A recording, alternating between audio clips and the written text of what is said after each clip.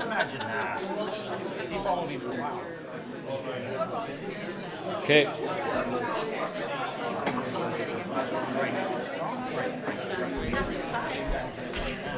Looming over him.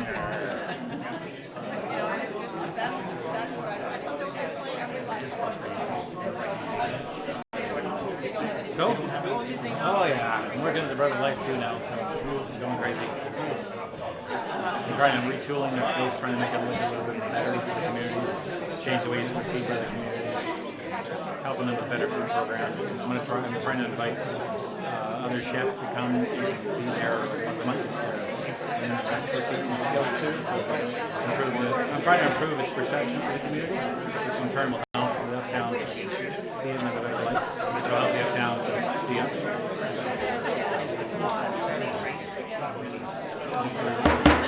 Building their programs for us.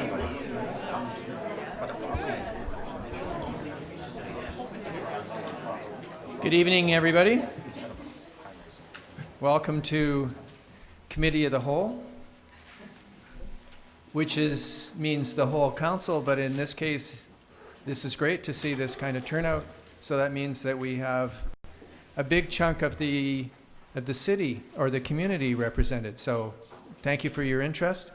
I just want to give a little bit of information. Let me just formally get the meeting started, and then I'll set up the meeting for everybody. So I'd like to first recognize that we are doing our business this evening on the traditional territory of the Hupetchisitt and the Sachot First Nation. I'd like a motion from council approving the agenda as circulated. So moved, Mr. Mayor. I'll second that, Mr. Mayor. Any discussion? All in favor? Carried. Thank you. And council, we have meeting minutes from the Committee of the Whole, meeting held at 3:30 p.m. on November 20th. A motion to adopt those minutes would be in order. I'll make that motion, Mr. Mayor. Second, Mr. Mayor. All in favor? Carried. So in our meeting this evening, obviously there's lots of people who are interested. So we do have the committee room open, and you'll be able to view what occurs in the committee room as well. Everyone who is interested in addressing council will have the opportunity to address. That's the whole intent, is that as council, we're seeking the input from the community in terms of what you know, what you want us to know, what you want to share, suggestions that you might have, in terms of how do we address our issues of crime and feeling of insecurity, particularly in the south part of Port Alberni, but not exclusively so. So when you do have the opportunity to come up, please come up to either the podium or the microphone in the middle of the room. Identify yourself and try and keep your remarks as concise as possible. Remember that you come up when you're recognized by the chair of the meeting, which of course is me. And please only speak into the microphone. If you're calling out in the meeting, that doesn't work. We can't hear you. Council can't consider what you're trying to say. So please make sure that your remarks are such that everybody can hear. And I'll recognize each person who wishes to speak once and give everybody an opportunity that's interested to speak the first time before I recognize somebody for a second time. Our intention is to put an end time on this meeting of 8 o'clock because it's a long day as it is, and so I think a 2-hour meeting is as much time as we can devote to this evening. And if it's apparent that there's lots of good things happening, we want to extend this, then we can establish this again after Christmas time. So, the first person that I would like to actually call on to make some remarks, particularly to address council, is Inspector Brian Hunter. He has a rather in-depth and unique perspective in terms of what's happening here. So, Inspector Hunter.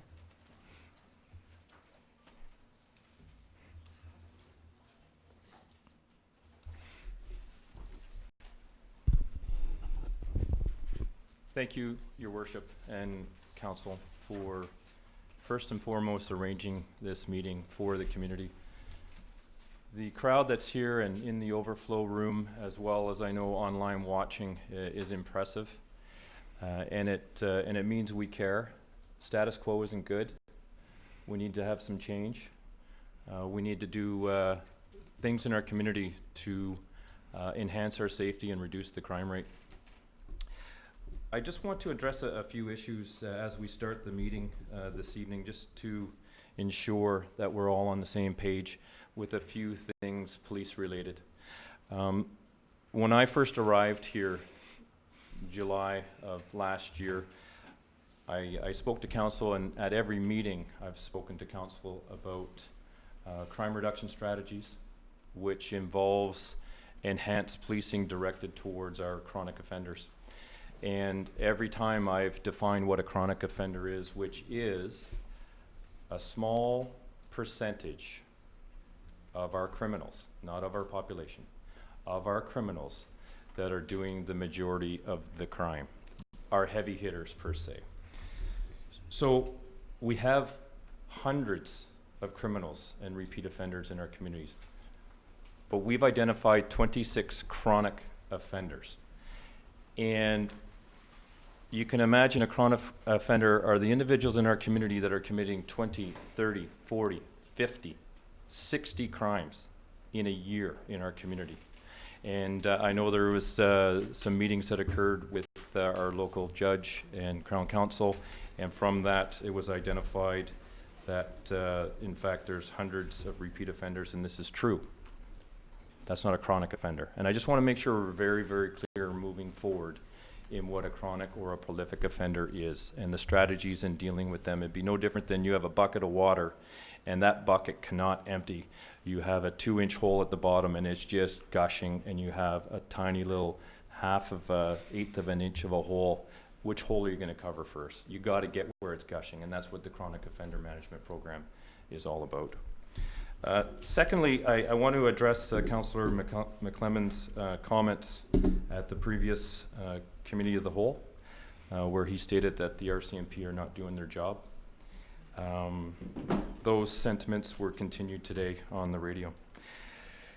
It has given me an opportunity to bring council all onto the same page of what policing is all about, what your community is all about. It's clear to me, Councillor McClemon, that I don't think you appreciate what we're doing at this detachment and what is happening in your community. A healthy police department, based on many, many studies, has their general duty officers have approximately 30 to 45% of their time is what they call proactive time. So at our detachment, we have several units. The two main units are general duty. Those are the members that respond to our calls for service. The 911 happens and they're responding to those calls. We also have our major crime unit. The major crime unit deals with our homicides, attempted homicides, aggravated assaults, sexual assaults, and significant drug investigations in our community. Our detachment, a healthy GD resource, has 30 to 45%, ideally 40% proactive time. Our detachment is currently tracking at less than 10%. So what that means is our members are either responding to calls or they are working on the call back at the detachment.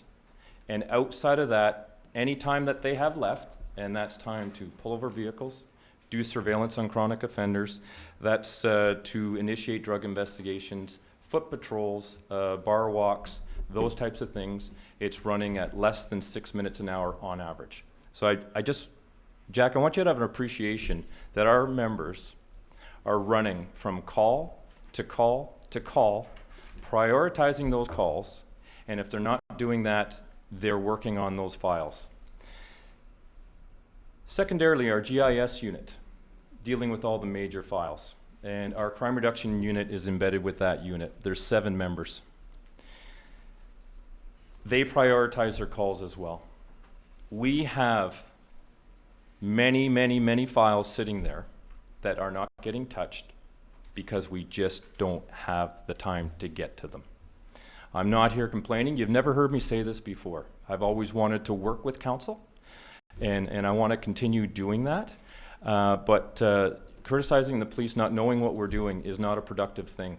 And if we want to move forward, we got to work as a team. We want to work with the community and make this community a safe place. Just a couple examples of chronic offenders so people can appreciate this. Last Friday, simultaneously, we took down 2 significant chronic offenders in our community. We had a dozen members Friday afternoon. One of them actually has a no-go Port Alberni conditions, not to be within 15 kilometers of the community. They arrested that individual not without a fight, resisted arrest, and assaulted our police officers. They're responsible for dozens and dozens of offenses in this community. We held them over the weekend, and Monday morning they were released by Crown Counsel. As well, Monday morning, there are 2 individuals that have hundreds of contact with the police, including many, many, many criminal offenses that were arrested within the previous weeks, and they were also released Monday morning. There's reasons for that, and I'm not complaining. We're not going to stop doing our job. But I think it's just really, really important, and it's rather unfortunate those comments come out in public that the police aren't doing their job. But I'm going to respond in public. We have, by far, the absolutely most dedicated RCMP detachment that I have ever worked with. Our members have a sense of pride, and there's nothing more enjoyable for them to put, and I was going to use a bad word there, our clients in jail. That's what they strive to do. And I've never met such a courageous, hardworking group. So those comments, I got to tell you, they sting. And they sting with me as well. Last night, for example, we dealt with a very violent, deranged man with a knife. Those are priority calls. We're keeping our community safe. There are 4 members responded. 3 of them got hurt. I was up at the hospital last night with my members for several hours. 2 of them are back on shift, limping back on shift tonight, and 1 of them likely won't be back for several months. So the lack of support that's perceived from council, it hurts, especially when things like that happen. I want to get that out of the way. I want everyone to understand what a chronic offender is. I want everyone to understand that these members are kicking butt out there and going call to call to call to call. That prioritizing of calls that we do, number 1 is life and limb and safety. There may be calls that will be hours before we get to them in this community. Hours. And I see the vitriol comments that happen online. I get it. I expect that. But what I expect from everyone here is to work as a team. Let's move forward. I'm looking forward to working with people in this community. Because I tell you, we're not going to arrest our way out of this, guys. It's not going to happen. We are one of the most under-resourced detachments, BC municipal RCMP detachments in the province. It's not lost on me, and the stats were just released by the province today, the BC Police Resources for 2016. Port Alberni is the highest per capita cost for policing of any BC RCMP municipality over 15,000 by a long shot. You guys pay a lot for policing here. It's not lost on me. It's incredible how much we have to pay. We're a town of less than 17,000 paying for 34 officers. There's many communities of that size with their ratio of crime would be paying for 16 police officers or less. So I get it. It's expensive. $7 million bucks, it's a lot. But I got to tell you, we're working our butts off out there, and I'm looking forward to working with the community to do what we can to make things better. That's all I want to open with. I want to have a productive meeting tonight, but we all need to be on the same page of where we're at with this detachment. Okay, well, Inspector Hunter, before you go, thank you very much for doing that. Just ask you to clarify one thing for us, please. You talked about the highest per capita cost, but one of the most under-resourced. So can you just Yeah, and I can expand on that? explain. The under-resourcing is the number of serious calls that we tend to in this community, and I described earlier how our major crime unit, we investigate the serious files, and then we triage those, and the priority ones we tackle first. So there are many files there that we just don't have the time to get to, especially right now in this window that we're talking to. So it has to do with the seriousness of the crime in this community. It's not related to population. It's related to our calls for service. Port Alberni Detachment, if you were to take a look at all of our criminal code files that come in here, we have the highest percentage by a long shot of those files, ones that have a report to Crown Counsel, and those files have the meat in them, and we got our support staff and exhibits and our court liaison. Our percentage is very, very high. And I'm not going to get into the numbers of comparing other detachments. Let's just focus on ourselves here. So that's what I mean about the most under-resourced for the calls that we're getting at this detachment. And I got to say to the community here, it's, you know, second most violent community, I think, is the label that was out there, and that's based on our Violent Crime Severity Index. But people need to know something here. I've been here for over a year and a half. I can think of one serious crime where it was a stranger on a stranger. Outside of that, these are people that know each other. They're in the drug subculture in this community. There's people that have mental health issues and are in poverty. And these people know each other, and that's where these violent crimes are happening. This is a safe community. I'll walk down any street with my family, not a problem, any time of day. That doesn't mean that we don't start tackling this to make it a safe community for everybody. And I'm not going to get into my diatribe about mental health, and that doesn't belong with the police. We've all discussed that before, and I think that's why everybody's here. Those things don't belong with the police. Let's get proactive and do what we can. But moving forward, everyone just needs to know where we're at in this community. And I can tell you the wins are not out of the sails of the members.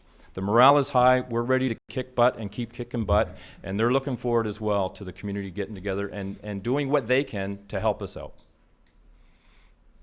Okay. Thank you. Anybody? Councillor McClellan. Yes, thank you for your comments. And I apologize if you feel that I was downing the police. I do know that I made a comment that people are telling me they don't feel the police are doing their job, and sometimes it looks that way. And I guess my concern is, and I don't mind saying it, and I got nothing against you, and you're doing a good job. And you've been here, and your officers, I only know a couple of them, so they're pretty good, I guess. But, you know, these small percentage of these chronic criminals, it's all seems to me from what you said and from what I observe is drugs. And they're still coming into town. So the chronic criminals are really the ones that are supplying them. And, you know, I had to run around ride about with our bylaw officer and looking around. He was telling me some stuff. It may be accurate, it may be a little inaccurate. But I would like to work with this council and with you to stop that happening. And that's what I see as the only way it's going to stop. There's mental health issues that, you're right, they should never have been with the police. And I've said that since they took them out in 1995. I've been yelling about that, but nobody listens to me either. So you and I are about the same there. So just so you know, I don't feel bad about our police force, but I am very concerned about stopping the actual root problem. That's all. Thank you, Councillor McClellan. And I agree with you on the drug aspect. And we just need to have an understanding here when I talk about prioritizing our calls, and we triage them. We prioritize. lots of them. We get 12,000 files a year here. And I'm not whining, I'm not complaining, I'm a factual guy, I just give it like it is. And policing has also changed in regards, that same unit that's taking care of all of those major crimes and has these files that they just right now don't have the time to get to, they're also doing these drug investigations. And I can tell you this, 20 years ago, a drug trafficking file took about 100 hours of police work. Today, it takes about 1,000. It is a resourcing issue. I recognize that we don't have the money to get 20 more police officers. I'm gonna work with council, with the budget that I'm allotted, and we're gonna get the most efficient police service we can out of our members. I can promise you that. It's been happening and it will continue. I do know we're not gonna get money falling out of the sky and 10 more police officers. So we're gonna continue prioritizing, and whatever that looks like, we're gonna continue doing it. There's a lot of things obviously I can't speak to in public about those processes of prioritizing things, but Councillor McClellan, I can assure you that our detachment is aware of every single drug dealer in this community, the drug houses, and what's going on out there. And I sense your comments are because you're frustrated. You're not the only one. I'll leave it at that. Okay. Councillor Sauvé. Thank you, Mr. Mayor. First, I want to give a strong message to your membership inspector in advising them that they have the full support of council, and they always did. I know what they're hearing on social media, and as myself as a veteran, it's very hard to see. You feel like you haven't accomplished your job, but I know what you're going through. I empathize with you, and but please don't leave here thinking you don't have the full support, because you do have the full support of council. And if there's anything we can do at the civic level, you just simply let the mayor know and let us know, and we'll work together. My main concern is bringing this to the public, to the community. With my experience, it's always, the police can do so much. The police are not clairvoyants that we could predict and solve crimes just like that. It takes the participation of the community. A lot of people in the community simply, number one, don't want to get involved. Well, we're in a time period of these days that we have to get involved. Come up, report any suspicious events. Having the attitude that the police is not going to do anything, it just doesn't wash with me. Simply report it, get it recorded, and let the police know what's going on in the neighborhood. I wish we had the budget to put a policeman in every block in this community, but we all know that's never going to happen.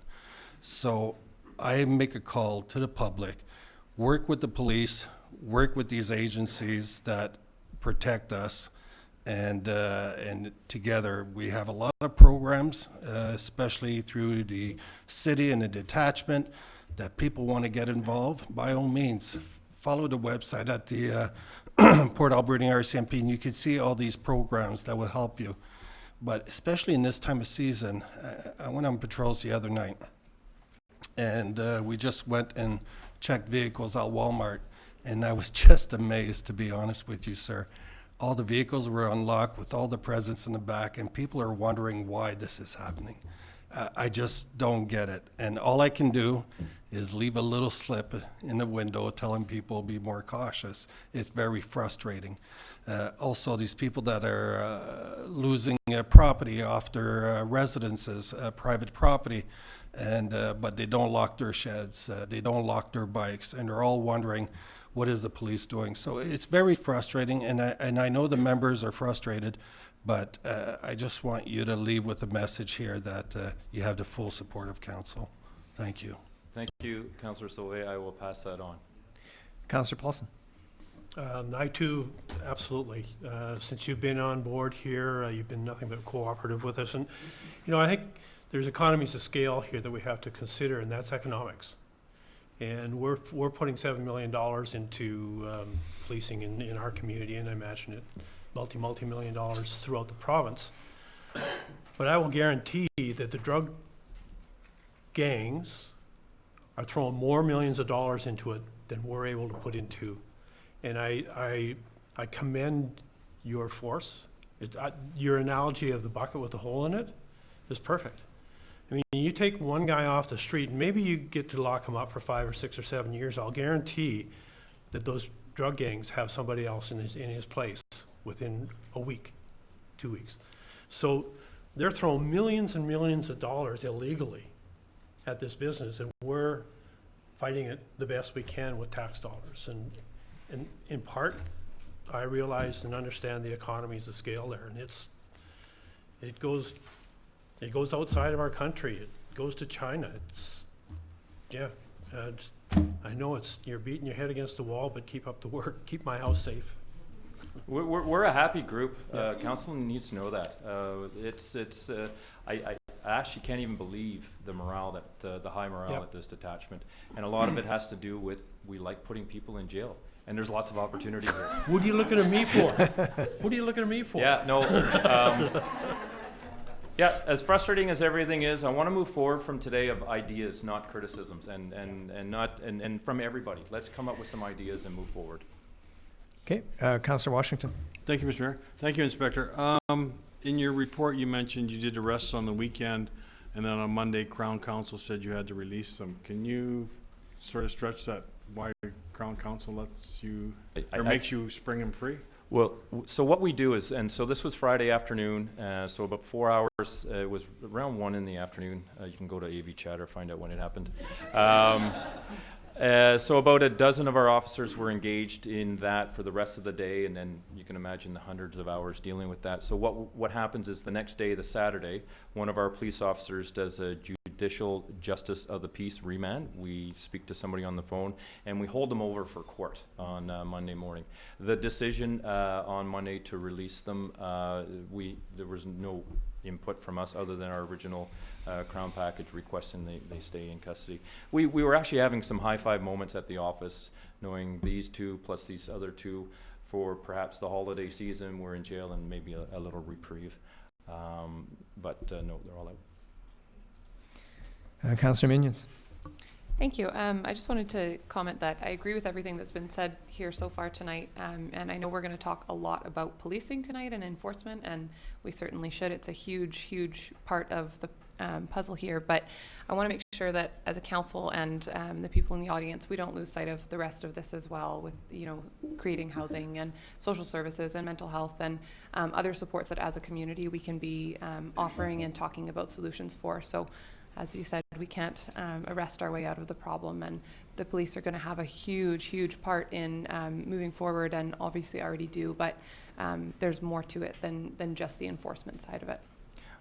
I absolutely agree. If you had a magic recipe right now to cut our budget to $1 million and the other 6 go into programs that would reduce our crime to almost nothing, sign me up.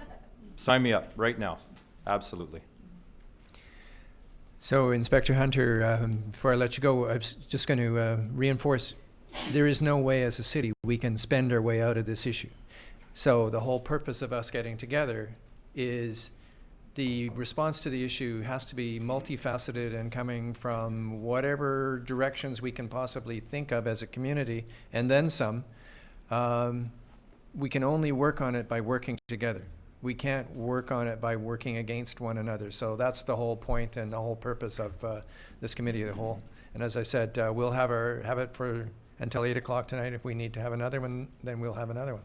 Thank you, Mr. Mayor, and I agree 100%. I couldn't be happier that we're here looking at alternate solutions other than arresting our way out of it. You will not arrest your way out of this. Yeah. Okay. Thank you very much. Thank you.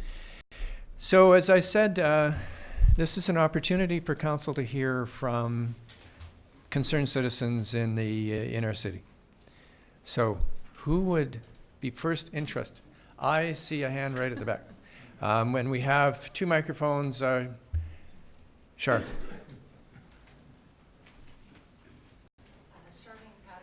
Planning 4815 Argyle Street. I live in this community. I've lived here for 8 years. It's my home. I run a community space where people come. For many years, I was open 7 days a week till midnight. This past summer, I just experienced foot traffic that was really scary to me. I had a very rude awakening. I know nothing about, well, I know now about heroin and methadone and the mental health clinic and calling 911 or calling the detachment with a non-emergency situation. I've hollered at people, please get off my property, you're upsetting me. I sit out on the patio till midnight with my tourists from Europe and Germany and watching all these crazies walk along, and I think, oh my goodness, I don't feel safe in my own home now. So that it's personal to me. It also has affected my customers. And my customers are the community. I have people that say they don't want to come to Shars anymore because they don't want to park in my parking lot because they don't feel safe on Argyle Street, which used to be downtown Port Alberni. So I get really nervous talking on the microphone. But anyways, that's my little life. I take it proactive. I talk to people. I defend my town. I've talked many times with the constables at RCMP, and they're very, very helpful. They always say, just call us, just call us. You know, they've always come.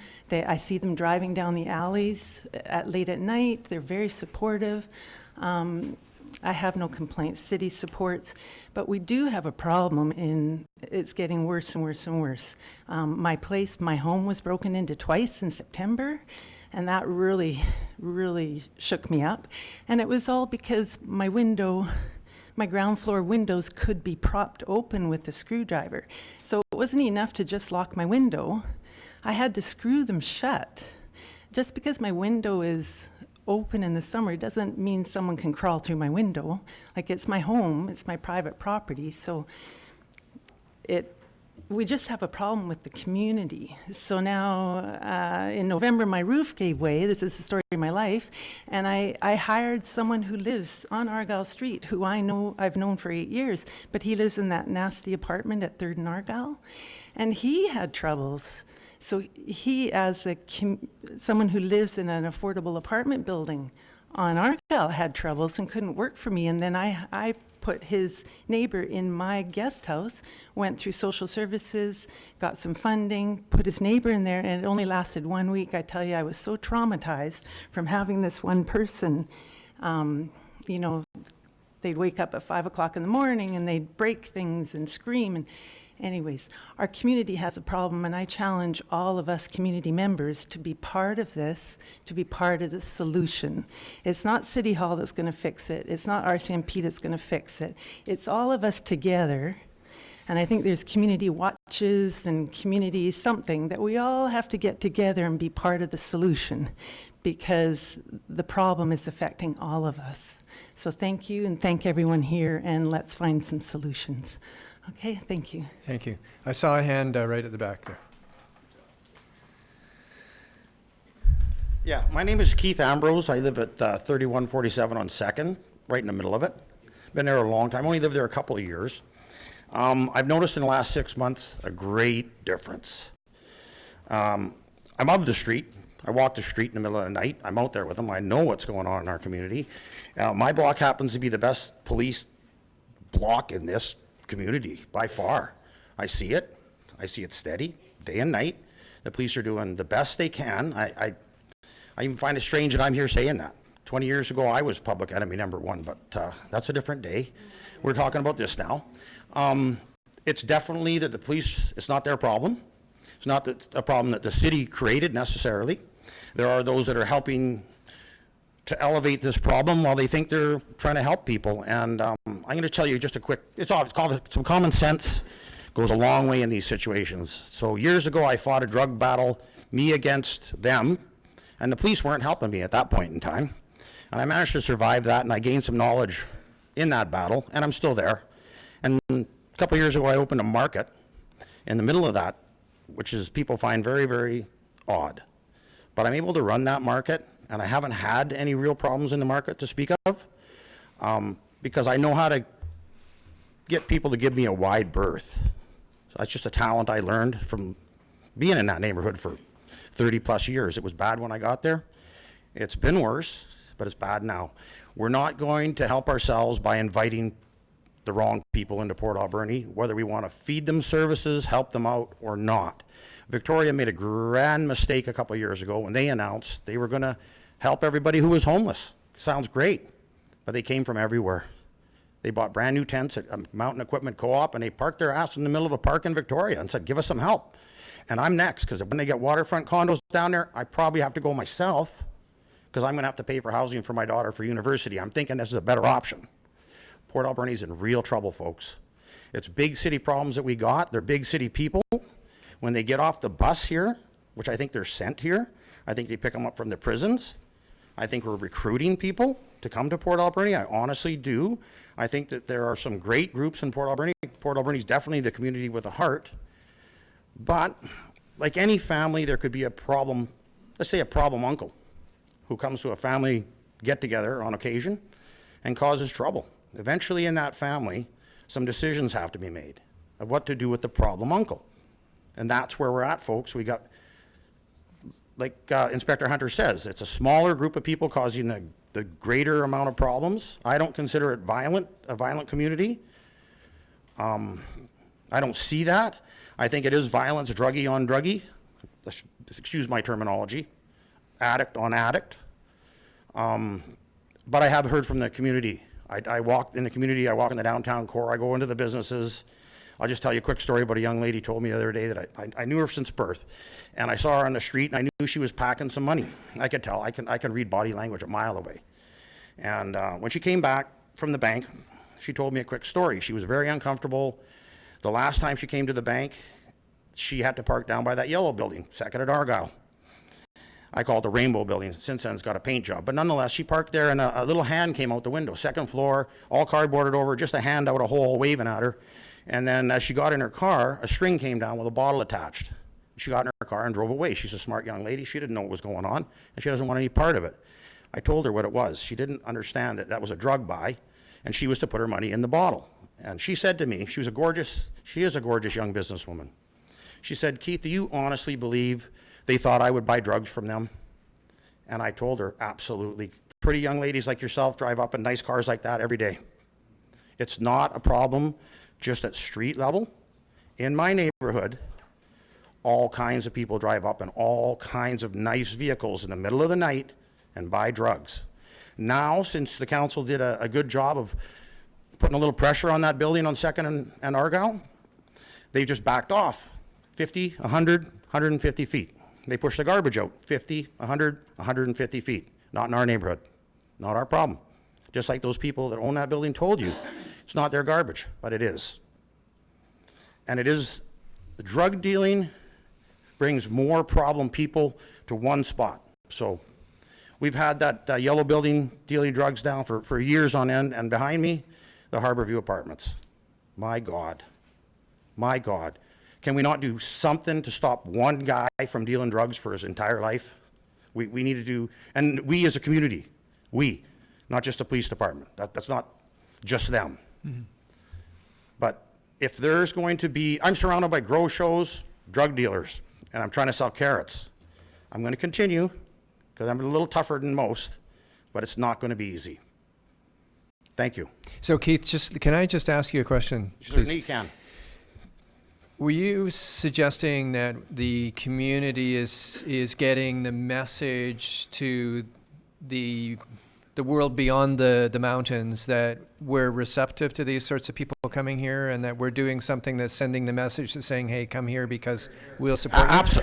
Absolutely, and I want to tell you about your own part of that, and I don't mean this in a bad way. I just want to point it out. A couple of years ago, I think when you first became mayor, I think that's a couple of years ago, right? Yep. Don't quote my timelines. Anyhow, you went on, you helped out with the homeless count, which I think is happening currently again pretty quick. I read about it in the paper. And it seemed to me you were a bit disappointed with the results. There was about 75 homeless people. I think if I filled out the thing today, I'd be homeless, but I'm not. But I could fill out that paper as if I was. I think you were disappointed, and I think that was the wrong attitude. I think you should have been happy that you didn't find more homeless. But now we have outfits in Port Alberni, including the health authority, that are moving them here. We don't have the housing for them. We don't have the supports for them. We don't have the budget. This is our biggest problem in Port Alberni. We have 17,000 taxpayers. We have a huge outlying area, very affluent outlying area. Lots of voices, but it's going to be 17,000 taxpayers that eat this and have to eat this problem. So if I was to buy today, it wouldn't be in the city of Port Alberni. I'm sorry to say that. It'd be in the outlying area. Why? Because I think this problem is getting bigger And I'm not scared about the street. I'm not scared to be on the street, rather, but I'm scared about this problem. For the first time in my life, I don't like what I see in a massive way. The policing, however, is fantastic. Without it, there's no way I could sell carrots in that neighborhood. Thank you. Councillor Sobey. Oh, Yeah, just a question, well, pretty much a statement. I'm also in and around the streets and so forth at night, and a lot of them that I speak, and they're actually looking for shelter, I always refer them to the shelter, or we get a hold of a crisis team, or, you know, you got Rogers Apartment, et cetera, et cetera. The biggest problem that there is that a lot of them, and it's close to 7 out of 10, I'm getting the response that I've been kicked out. So Yes. I asked them, why are you kicked out? It's because I do drugs, or I'm drunk, or I'm violent. yeah. Behavioral These issues. shelters that are provided not only by the province or with the Shelter Society and all that, has to be a safe environment for lodging of people that are looking for a place and they're down and out on their luck. They have to abide by rules of not being violent, not bringing in drugs, and being somewhat sober, somewhat. And that's the problem that we have, is that we have all these shelters able to help the so-called homeless, but they can't follow their guidelines. We don't have a specific area that will take these people that are addictive and have problems and could be properly supervised, and I blame this on the province. We don't have these areas. But when I'm told that there's nowhere to stay, and I contact the shelter and I find out that there is room, but this person's banned, and then I start finding out from this person, because they won't release information, oh, I got into a fight, we have to be able to keep a safe environment for these homeless people. And that's where we're failing, because we're allowing, I find the shelter is doing an extremely great job. They're keeping it a safe environment for these people, to be able to stay there. But they have to draw the line. They have to be able to provide a safe environment. And unfortunately, those that are in the streets do not comply with rules. So I get worried when I hear there's no place to go. There is a place to go. But you have to follow these 3 cardinal rules: no violence, no drugs, and no alcohol. And those people are unable to keep that promise, and that's why they're out. I just want to make that statement. Thank you. I wouldn't be permitted housing if I was like that either. It's behavioral problems, for sure it is. And in mental health issues, there's no question about it. I can see it every day. It's not invisible, it's absolutely visible. It is the province. We don't have the budget. We'll never have the budget. And what I want to say, I think, is one thing. If we invite more of them, like Victoria did, then we'll be overwhelmed. And so by having services, are we inviting more, or are we trying to help the people who we can help? And I'm just afraid that we're going to turn into a community that invites more of this. That's my concern. I see it happening already. The people who are walking up my street were not born and bred from Tofino, Ucluelet, Ahousaht, Bamfield, or Port Alberni. These are big city folks. But it's frustrating when you have a ministry, a provincial ministry, and I don't want to start blacklisting them or anything, but are cutting positions into the mental health departments. They're cutting positions into certain beds in certain areas, and it's not helping the situation. So the city has a position that they're responsible and to be able to provide, a certain shelter and so forth, as into the shelter, and they have their own society and so forth. But the thing is, are we adequately rooming the proper people? And I hate to say this, but we don't have a typical detox or rehab. We're not a big city. Everybody has to realize we're not a big city. And we're a small community with a small community budget. So we do what we can. Sorry, let me just interject. Council really would like to hear from more people. Yes. So thank you very much. Thank you. Sean at the back, and then Jan here, Jim. Okay, so let's start with Sean first. Good evening. Thanks, Mr. Mayor, Council. My name's Sean. my own full of beans. It's down on, it's not a plug. We're down there in that area, just up from the Carlson building, across from BMO. And in the morning, when I'm having my coffee before folks come into our store, I always call it dinner and a show because of what goes on in that area, which we all know it's been beaten to death here. I will say one thing to preference with regards to the comment made that the police aren't doing their job. As somebody who's worn a uniform, carried a weapon, gone to war twice, they're doing a damn good job. So until you've stood a post and taken fire, those comments aren't helpful. Now, on to the point at hand. For me, it's an economic issue. Economic development is obviously the key to the city as it generates its budget. It's unique where everybody knows that small businesses are the backbone of any economy. However, Port Alberni does have some dichotomy with industry and whatnot as major generators, if you will. But in order to have successful economic development, you've got to have safety, security, and prosperity. And I feel that council has addressed some and in conjunct with the province with regards to the safe injection site. They're working on housing. Mental health is a whole nother beast unto its own. As a former critical care nurse, I can appreciate the work that's being done and needs to be done in that area. With regards to safety, I'm in the process of joining the Citizen Watch or whatever it's called. Give me the little jacket and I'll walk in front of the Carlson building.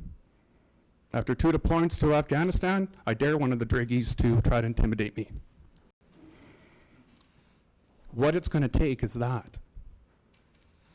Every citizen walking down the street saying this will not be tolerated. You got to show a show of force. You don't have to be violent, that's not what I mean. A show of force. Make it uncomfortable for the individuals that are engaged in this activity to do what they do and make everybody feel insecure. It's not just isolated to the lower areas. Yes, it's outlying areas that endure the crime and whatnot, of course. Crime prevention is universal.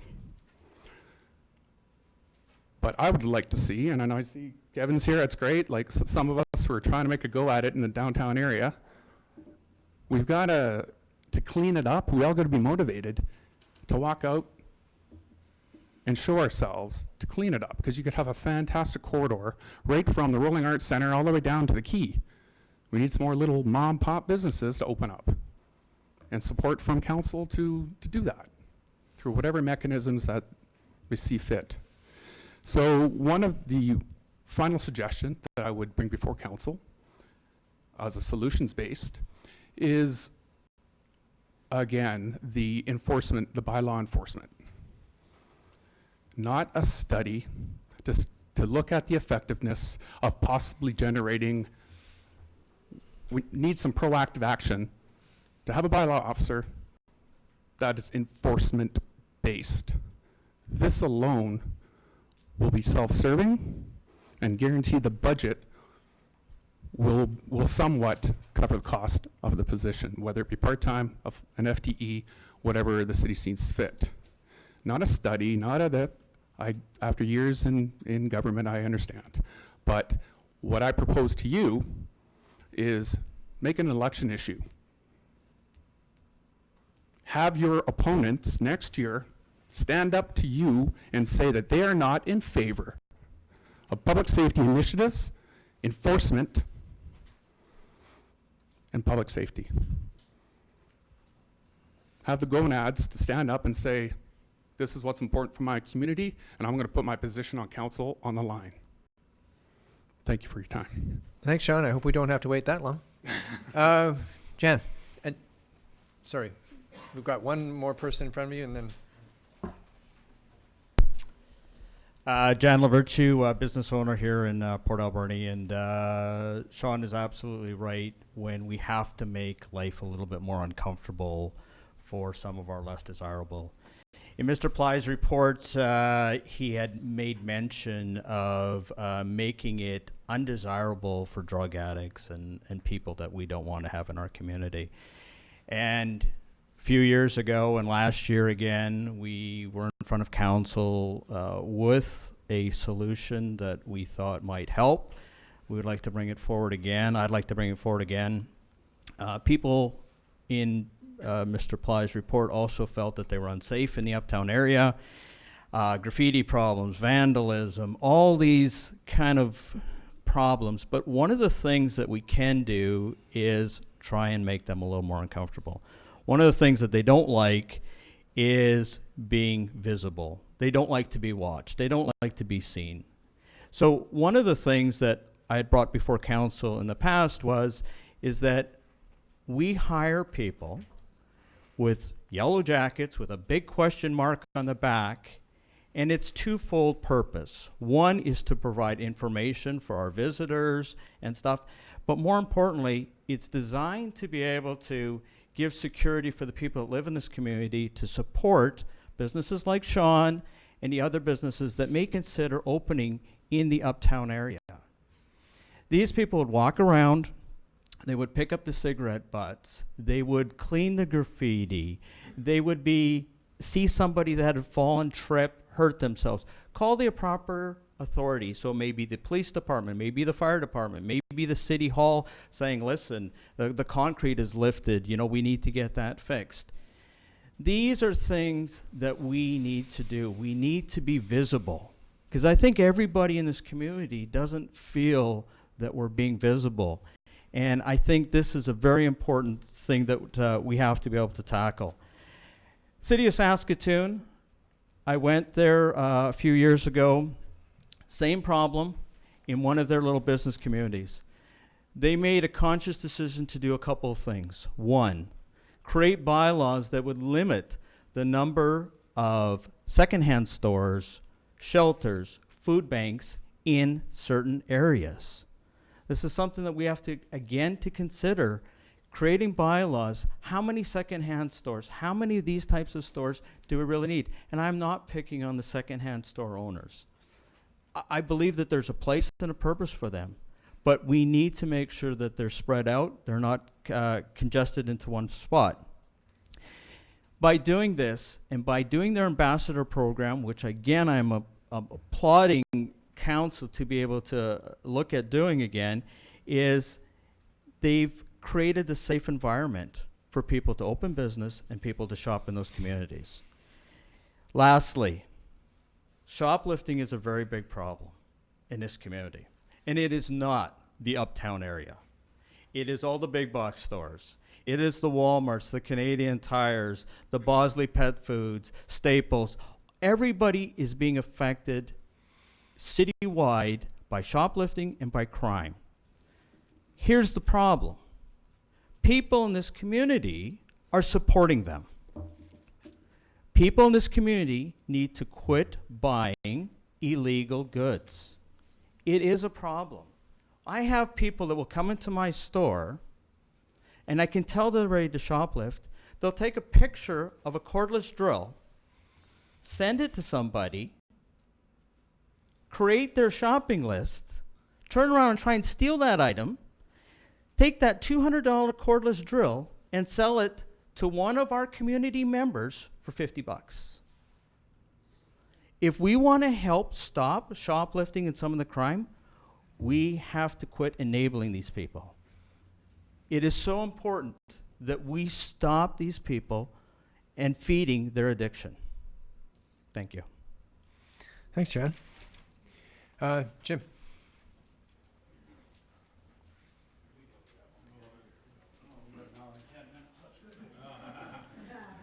Jim Del Rio, 2871 First Avenue. Just remember, be concise. Yes, I'm going to be concise. First of all, I got to commend the police on the job they do. I was listening to the news today too, and a couple of friends of mine, well, they're not real close friends, but they're on the force, and we have a judicial problem in this town. Like he was just saying, 2 guys arrested, chronic, released. That's what we have. And are any of the judges here tonight to listen to this? No. I know it's a provincial thing, but that's something we should really look at. because they're just released them so they can shoplift and do whatever they're going to do over Christmas now. You know, and I look at that guy here a couple of weeks ago, he stole thousands of dollars worth of stuff, shoplifting, like John was talking about. And his lawyer wanted 7 to 8 months. The Crown, I think, wanted 2 to 3 years. The judge gave him 23 days. Like, give me a break. You know, and like all that stuff that he stole was sold, like John said, to local people. You know, probably good, honest people, but it's a deal. The other thing is that I wanted to talk on is I talked to Tim about this a little while ago. I'm a recovering drug addict and alcoholic. I mean, I've been down in the gutter, you know, broke, homeless. Not maybe quite that. I always had a good job, but you know, like I've been an addict, and I've been you know, and to the people who are here, there's a lot of self-help groups here tonight, and I think that's great. And I know they do a good job because I've worked with lots of them, not maybe so much here, but in Wainwright, Edmonton, Calgary. We don't have, in this town, we don't have a psych unit at the hospital. You know, in Wainwright, I used to have to go and talk to parents and take their kids to the hospital in the middle of the night. And the kids would go with me, and I'd put them in, and the hospital would accept them. If I take one of you up here, if you're high on whatever, and I take you up to the hospital here and say, well, they're on Mike's on drugs, and he's got to be looked after tonight, get him out of here. They're immediately kicked out of the hospital if it's a drug issue or an alcohol issue. That's what our hospital's doing. Now, I don't know if you guys know that or not. No, I didn't know that. Okay, well, because I've hauled people up there, and as soon as they mention alcohol or drugs, they don't want anything to do with them. You know, the other thing is the people that are in self-help groups, that there's quite a few here tonight, drug addicts and alcoholics don't have problems between 8 and 4:30. 8 o'clock in the morning till 4:30.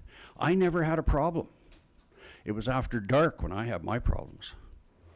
You know, like what they're doing during the day is great, but it's a 24/7 job, 24 hours, 7 days a week.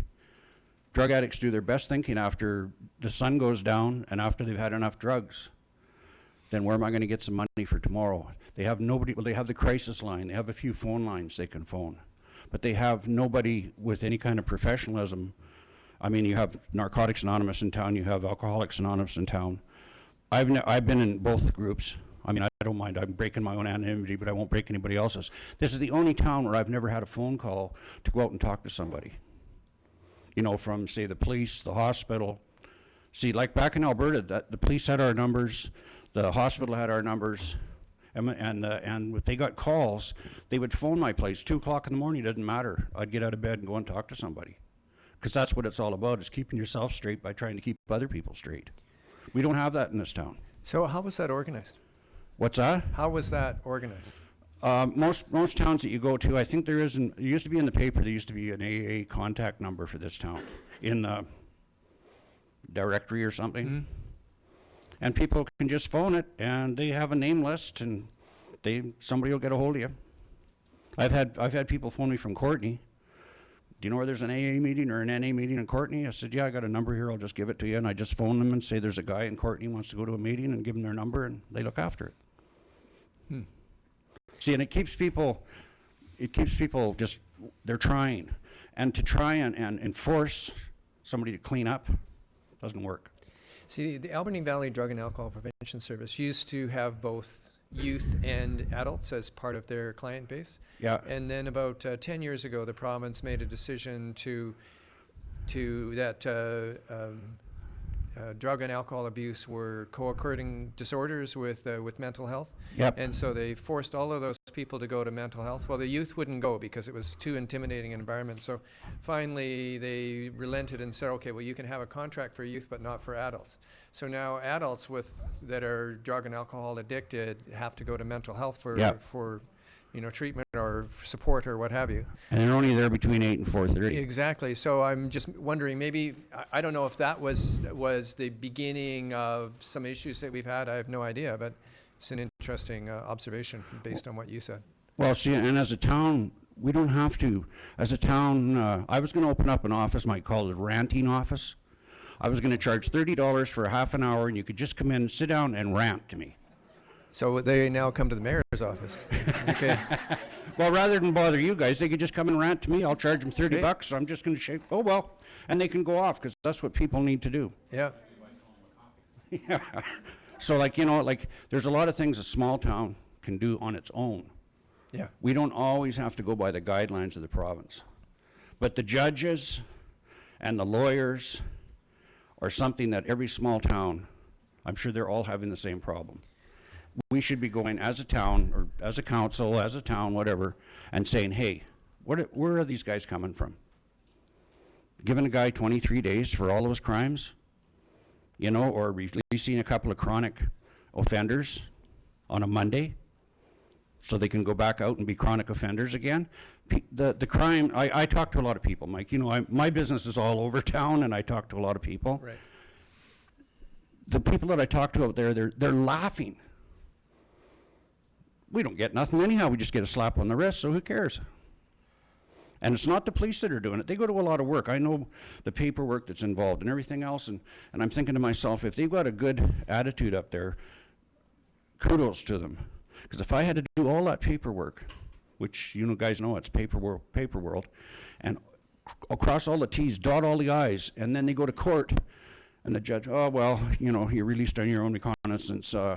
We'll have the court date in 2 months. And then the guy doesn't show up anyhow. Well, we'll have the court date in another month. Give me a break.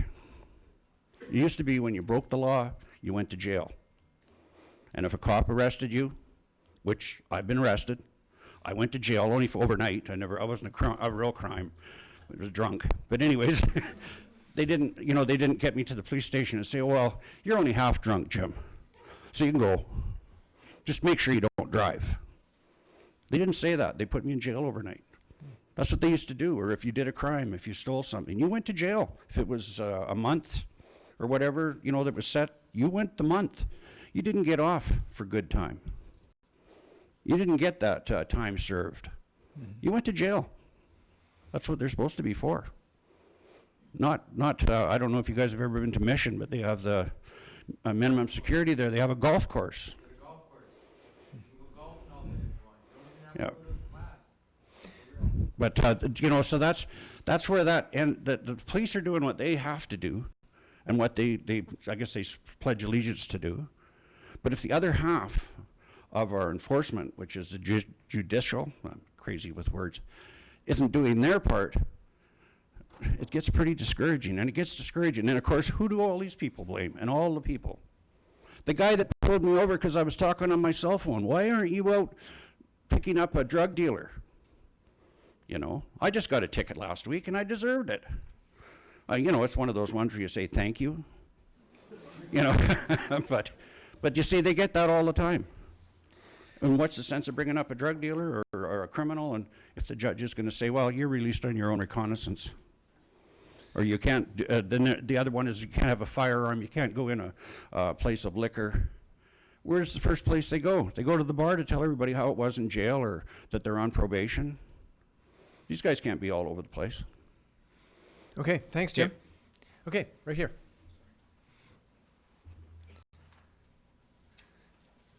Hi. So I first of all want to thank Mayor and Council for hosting this meeting and your time. And my name is Emily Bunt, and with me are 4 students from the Social Justice 12 class at ADSS. So we have done a bit of research, and we have found that Port Alberni is ranked number 19 of the most dangerous places in Canada overall, and number 1 on Vancouver Island. Port Alberni is also nationally ranked number 6 for sexual assault and 15th for youth crime. It has the 10th highest violent crime rate in Canada and is the 2nd highest for violent crime in all of BC. So we as students feel that the RCMP plays an integral role to the people of Port Alberni, and public safety should be our number 1 concern. So as concerned youth making up the future of Port Alberni, we would like to ask, would you consider increasing the RCMP budget or requesting that the provincial or federal governments do so in order to accommodate an additional police officer? In order to accommodate one? Yes. Well, you know, when it comes to, I'll answer for council, when it comes to considering that sort of thing, whatever we choose to do in terms of financing, of course, ultimately comes from the taxpayers of Port Alberni. So it's a matter of what the taxpayers in Port Alberni choose to do. Do we want our taxes to go up to pay that or not? And would we consider it? Absolutely, we would consider it. Would we make that final decision? I don't know. But Okay. we'd certainly consider it. We'd certainly consider other opportunities in terms of what we do with our budget. And it may be we take some money from this one and put it to here, and which means that some service down the road doesn't happen, and maybe that, who knows, service might be cutting grass in the parks or some other, but it's always a matter of choices. Mhm. You know, you go into a coffee shop and you've got $5. Do you want the coffee or do you want the bun, or clearly you want both, but you only have $5. So you have to make that decision, that Okay. choice. Awesome. But having said that, would one extra policeman make a difference, or police officer make a difference? And that would be a discussion that we'd have to have with Inspector Hunter. Would it make a difference? Yeah, absolutely. And just out of curiosity, when you add another police officer to our detachment, do you have any idea what that would cost? Yes, it is approximately $167,000 a year. Which is almost 1% on property taxes. So then we have to think about, okay, do we want to add 1% to property taxes in order to pay for that? So those are the kind of considerations that council has to go through. Yeah, for sure. And would we be able to do like a cost breakdown? Say there's about 17,000 taxpayers within Port Alberni. So if we were to do the math and figure out exactly how much extra tax we'd be adding, would we be able to propose that to Port Alberni, or the taxpayers of Port Alberni? We can propose virtually anything at budget time, and we're just about to enter into our budget discussions because we already have begun the deliberations on budget. So this is the kind of thing that we can propose, and you can see on our website that we do have a schedule set up for budget discussions. And just to correct you, there's just over 17,000 residents of Port Alberni, but under 8,000 people who actually pay property taxes. Oh, wow. Okay. Good to know. Thank you. And there are quite a few property taxpayers in this room, and they're keenly interested in our discussions about property taxes, I'm sure, as am I. Absolutely. And you know, before I became mayor, I'd never been on city council before, and I honestly didn't even think about the cost of a block of pavement or the cost of a bit of sidewalk. I didn't think about it. Now, every block I drive down, I think, okay, underneath this block is $250,000. And I don't think about that. Nor do I think about our landfill, which actually has cost us collectively as a valley more than $100 million. When we go there, we just think, oh, well, this is just the dump. Well, no, this dump has incredible value. When I was a kid, I used to go to the dump to watch the seagulls. You don't do that because it doesn't look like that anymore. There aren't any seagulls around, or at least not a lot of seagulls around. So it's a matter of money. How do we spend that money? And it's all really good thinking. Just the same way this evening is really good thinking. It's important thinking. Mm-hmm. So if you want to put the thought into it, awesome. As a council, we would love to see that. Sounds good. Thank you Everybody very has much. great ideas. Just so Yeah. quickly. Hello, my name's Megan Boudreau, and it said about the youth crime. It was a very high percentage, and I personally think that to reduce the youth crime, we could open more recreational centers for youth so that they have something to do during like the day and the night, so that less crime happens and they have more stuff to do. Okay, thank you. Do you want an idea of how to dramatically change those statistics? If the city of Port Alberni expanded its boundaries by about 3 or 4 blocks, we would take in a whole lot more people and change things dramatically in terms of our crime. Because statistics are based on numbers. So if we were to take our boundaries and expand them just a little bit, not that I'm suggesting it, I'm just saying, if that happened, we would dramatically change those statistics because we'd be changing the basis of those statistics. Not the actual crime, though. Well, but we would change the statistics around the crime. Yes.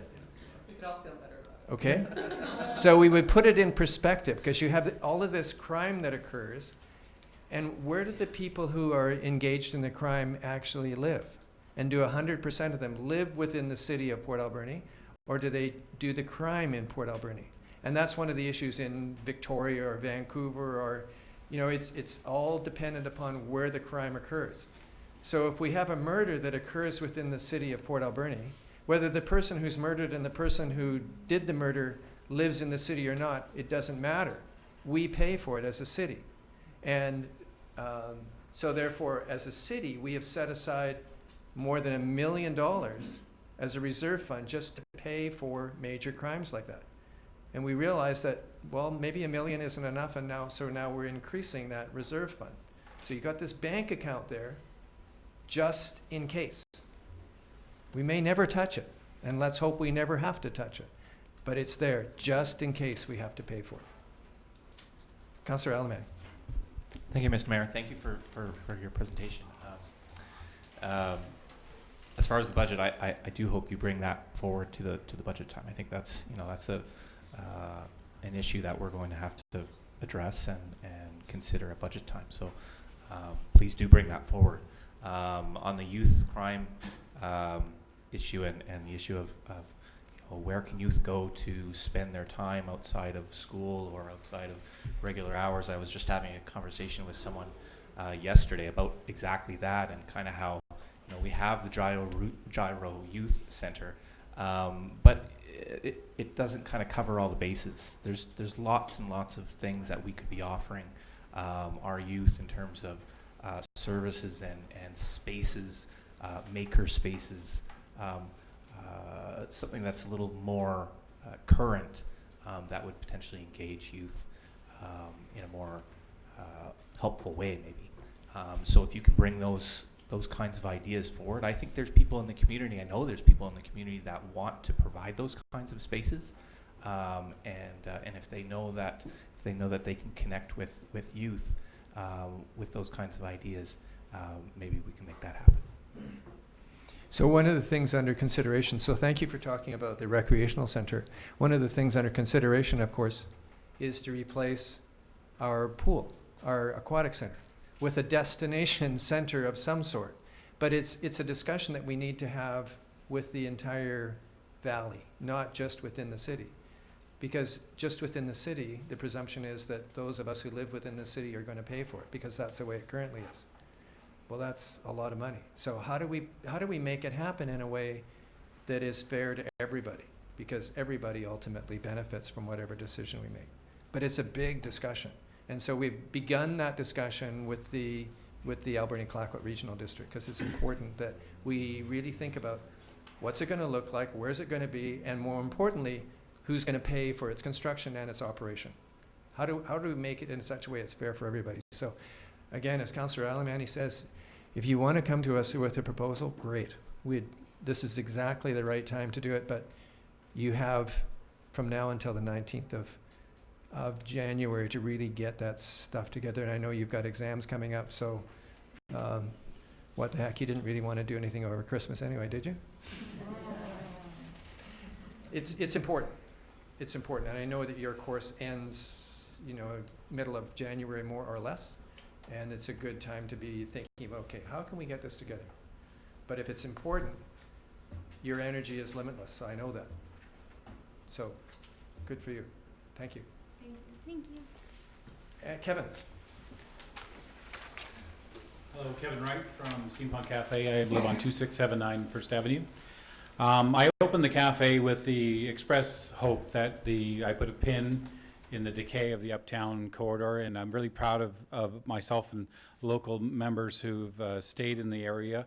I'm really proud of Cloud City. I'm really proud of Sean for taking the leap to open up his space, and Flandangles has been doing a remarkable business. And I know from being uptown that we are very happy with how we're doing, but we're also very frustrated seeing the decay. Another point I would also like to make in reference to the inspector's comments earlier, my wife is a Supreme Court Justice Clerk at the local courthouse, and she handles a good 80% of the content that the inspector talks about, and to speak to the frustration on her part, she is very aware of the issues that are currently in the community, and I can definitely echo the comments of the inspector about the safety aspect. My wife leaves the courthouse every single day and walks back to our house every single day, and because she knows the types of crime that are happening in the community, and she has the in-depth knowledge of what's going on, the police may initiate the report and arrest the individual, but my wife gets to hear the entire process from the beginning to the end, and also understand from other witnesses and people involved that she gets a much more in-depth knowledge of what the community's real issues are. One of the things I feel that we're running into, and the biggest block that's causing the problem, is yes, the drug dealers are here, but they have customers. The customers are coming from depression. They're coming from a lack of future for themselves. They're seeing lack of opportunity, and they're choosing a path of escapism and choosing drugs and alcohol to find those paths. I've worked very hard with Pat Deacon and others in the community to see if we can find better ways to find employment programs. And we have 100 empty buildings in town. And I really feel that the 100 empty buildings, and from an entrepreneurial standpoint, is opportunity, not a detriment. I mean, it's bad that we have 100 empty buildings, but I see them as places to place businesses that can actually currently employ the currently unemployed. We have three generations of unemployment in the community now, going right back into the 70s as the mills let people go. And we've got a series of people who feel that something is coming any minute.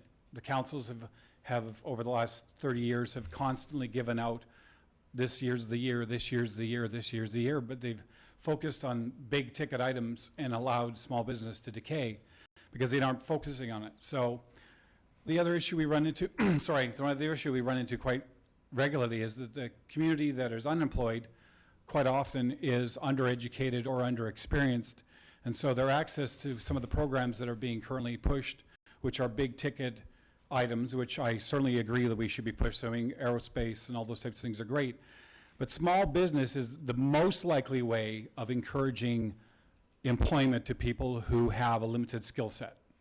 And the 100 buildings that are currently empty, through programs that I've discussed at length, are really something that I think the city should pursue. It's something that will benefit us long term, will increase our tax base, will reduce the issues that we're looking at by giving the people who are currently taking the drugs opportunity to pursue a life that is something more than drugs.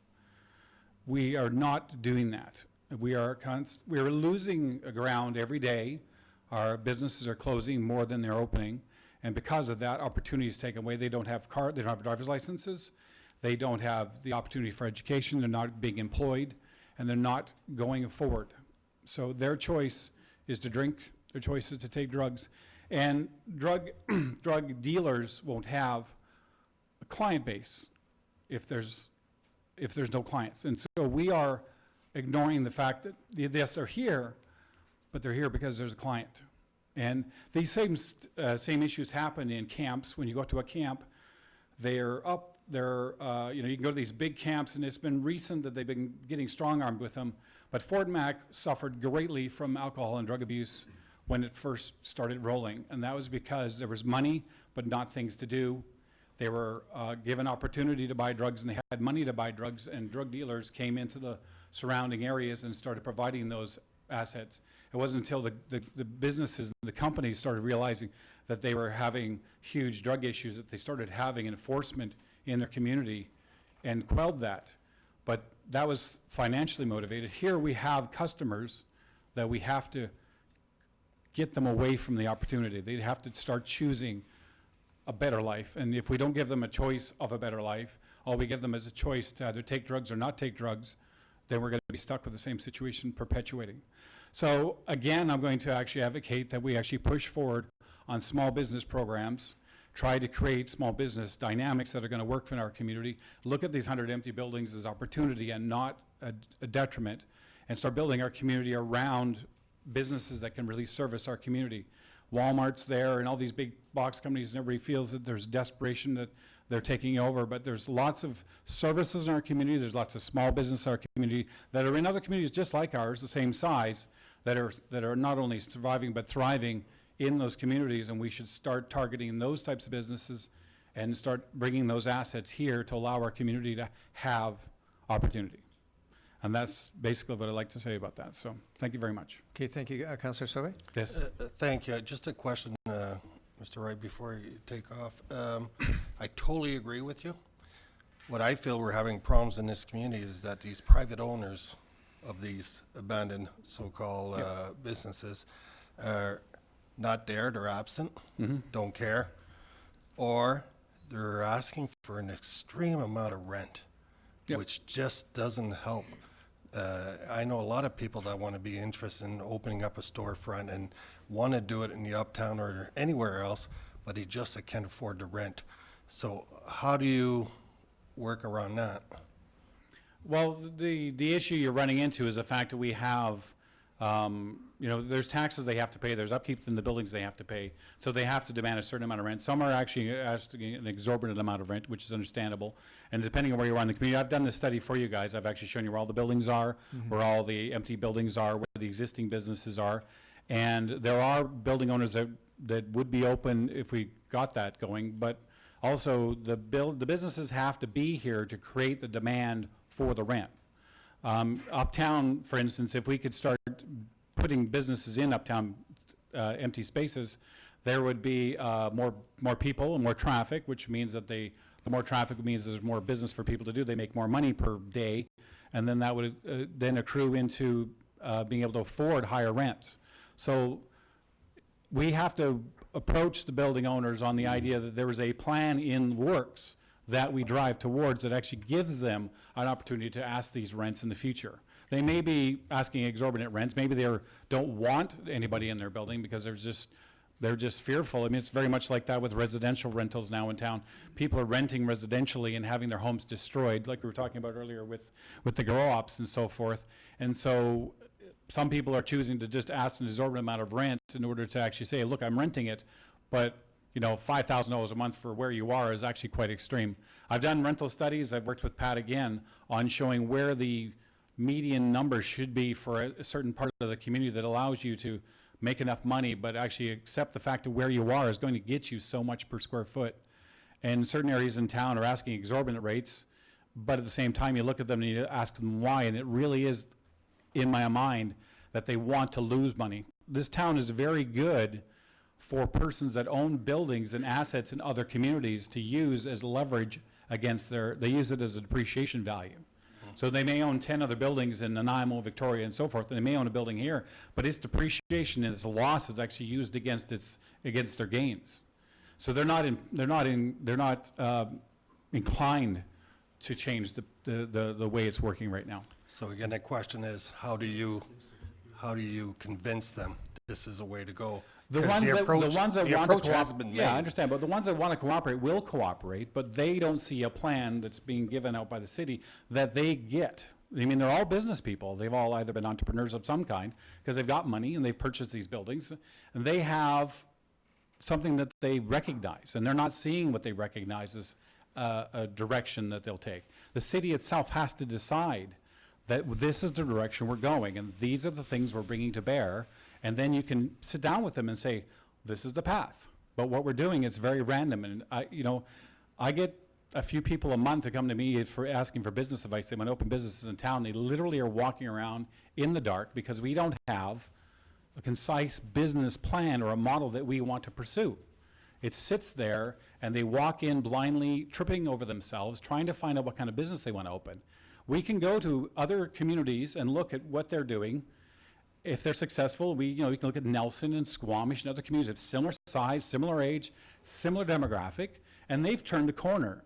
And we're not looking at them and saying, okay, what kind of businesses are here? What kind of businesses do we have? Would those businesses survive here? Would they thrive here? And is that the kind of community we want to be? So if we take those businesses models and bring them here and ourselves try to market them for our community, instead of just letting someone walk into town randomly, or someone in the community who's inspired to open a business, but doesn't have the tools or our own time that we've taken here in the community to actually dial that in. And that's really one of the biggest things that we're not doing. We're not pursuing a path to our success. We are allowing people to fall into our community without actually giving them guidance of what we actually need. They really don't have the information they need. And on another part too, I'm very proud of the fact that the last few months that I've been trying to work, as you said, being proactive in our community. I've elected to assist the Bread of Life. I've joined their board, and this is something I can say for everybody. if you are wondering what you can do, you can actually get out and join the board. You can get out and physically roll up your sleeves. I've been working with them for the last few weeks, reworking the Bread of Life. I'm working in their kitchen and retooling that. I'm working with local chefs to come in and give them better food programs. That's the part I'm doing to help my uptown.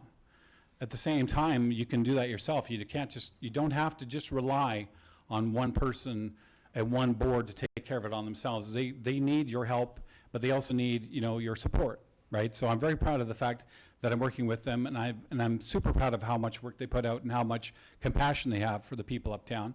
And literally 99% of them are people down on their luck. They're not criminals. They are victims of the crimes, more likely than not. So, like I said, we really have to find or choose the path to our success, and we can totally do that with the help of, Jan has great ideas, other business people in the community have great ideas. We really know the direction that we feel the community needs to go in, but we really do need to build a policy that says, this is who we are, this is the path we're taking. Then you go to the building owners and say, this is what we want.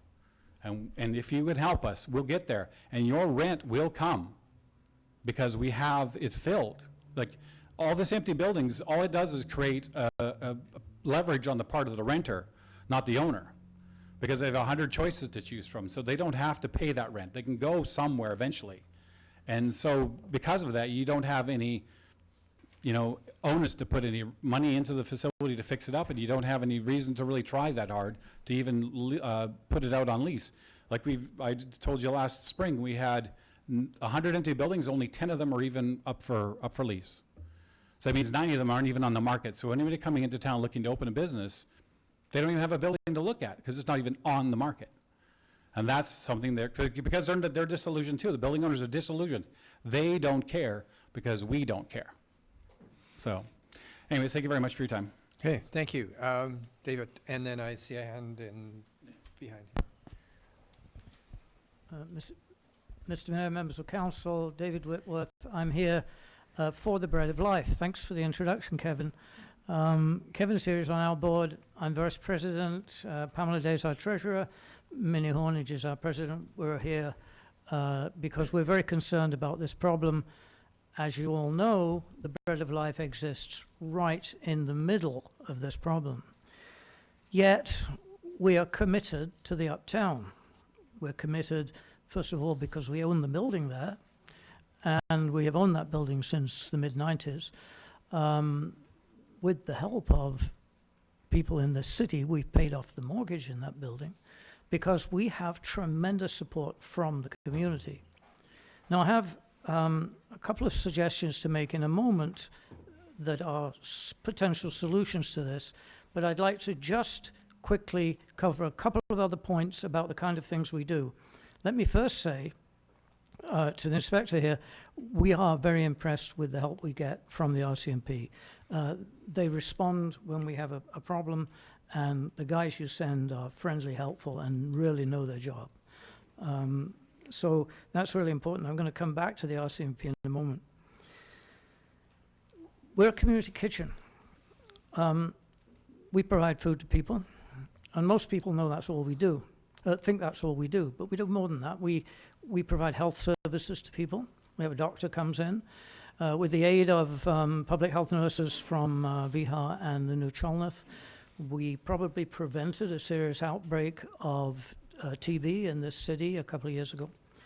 And we provide these services in our building with the support of people here in town. We feed people. We provide a place for people to get off the street during the hours of sort of 8:30 to 12:30. We're not there when all the crime occurs in the night and in the evening, but we do help people earlier in the day. And I want to dispel a couple of myths. The Bread of Life is part of the solution to your problem in the uptown area, not part of the problem. We don't attract vagrants from out of town. We serve 30,000 meals a year, and the vast majority of those people that eat those meals are from Port Alberni and live in Port Alberni. The problem that we face, you've heard them all already, of course, are drugs, mental health, homelessness. And an issue we face is people who are cookingless. They might have a couch to sleep on, but they haven't got a fridge or a stove. So we provide those kinds of services. And I repeat, we are part of the solution, not part of the problem. But I'd like to move on to solutions quickly. Homelessness is a big problem. We can't solve the homelessness problem on our own. I don't think council can solve the homelessness problem on your own. It's at least a provincial issue and probably a federal issue, but it's something that we can all bring pressure to bear on those higher levels of government.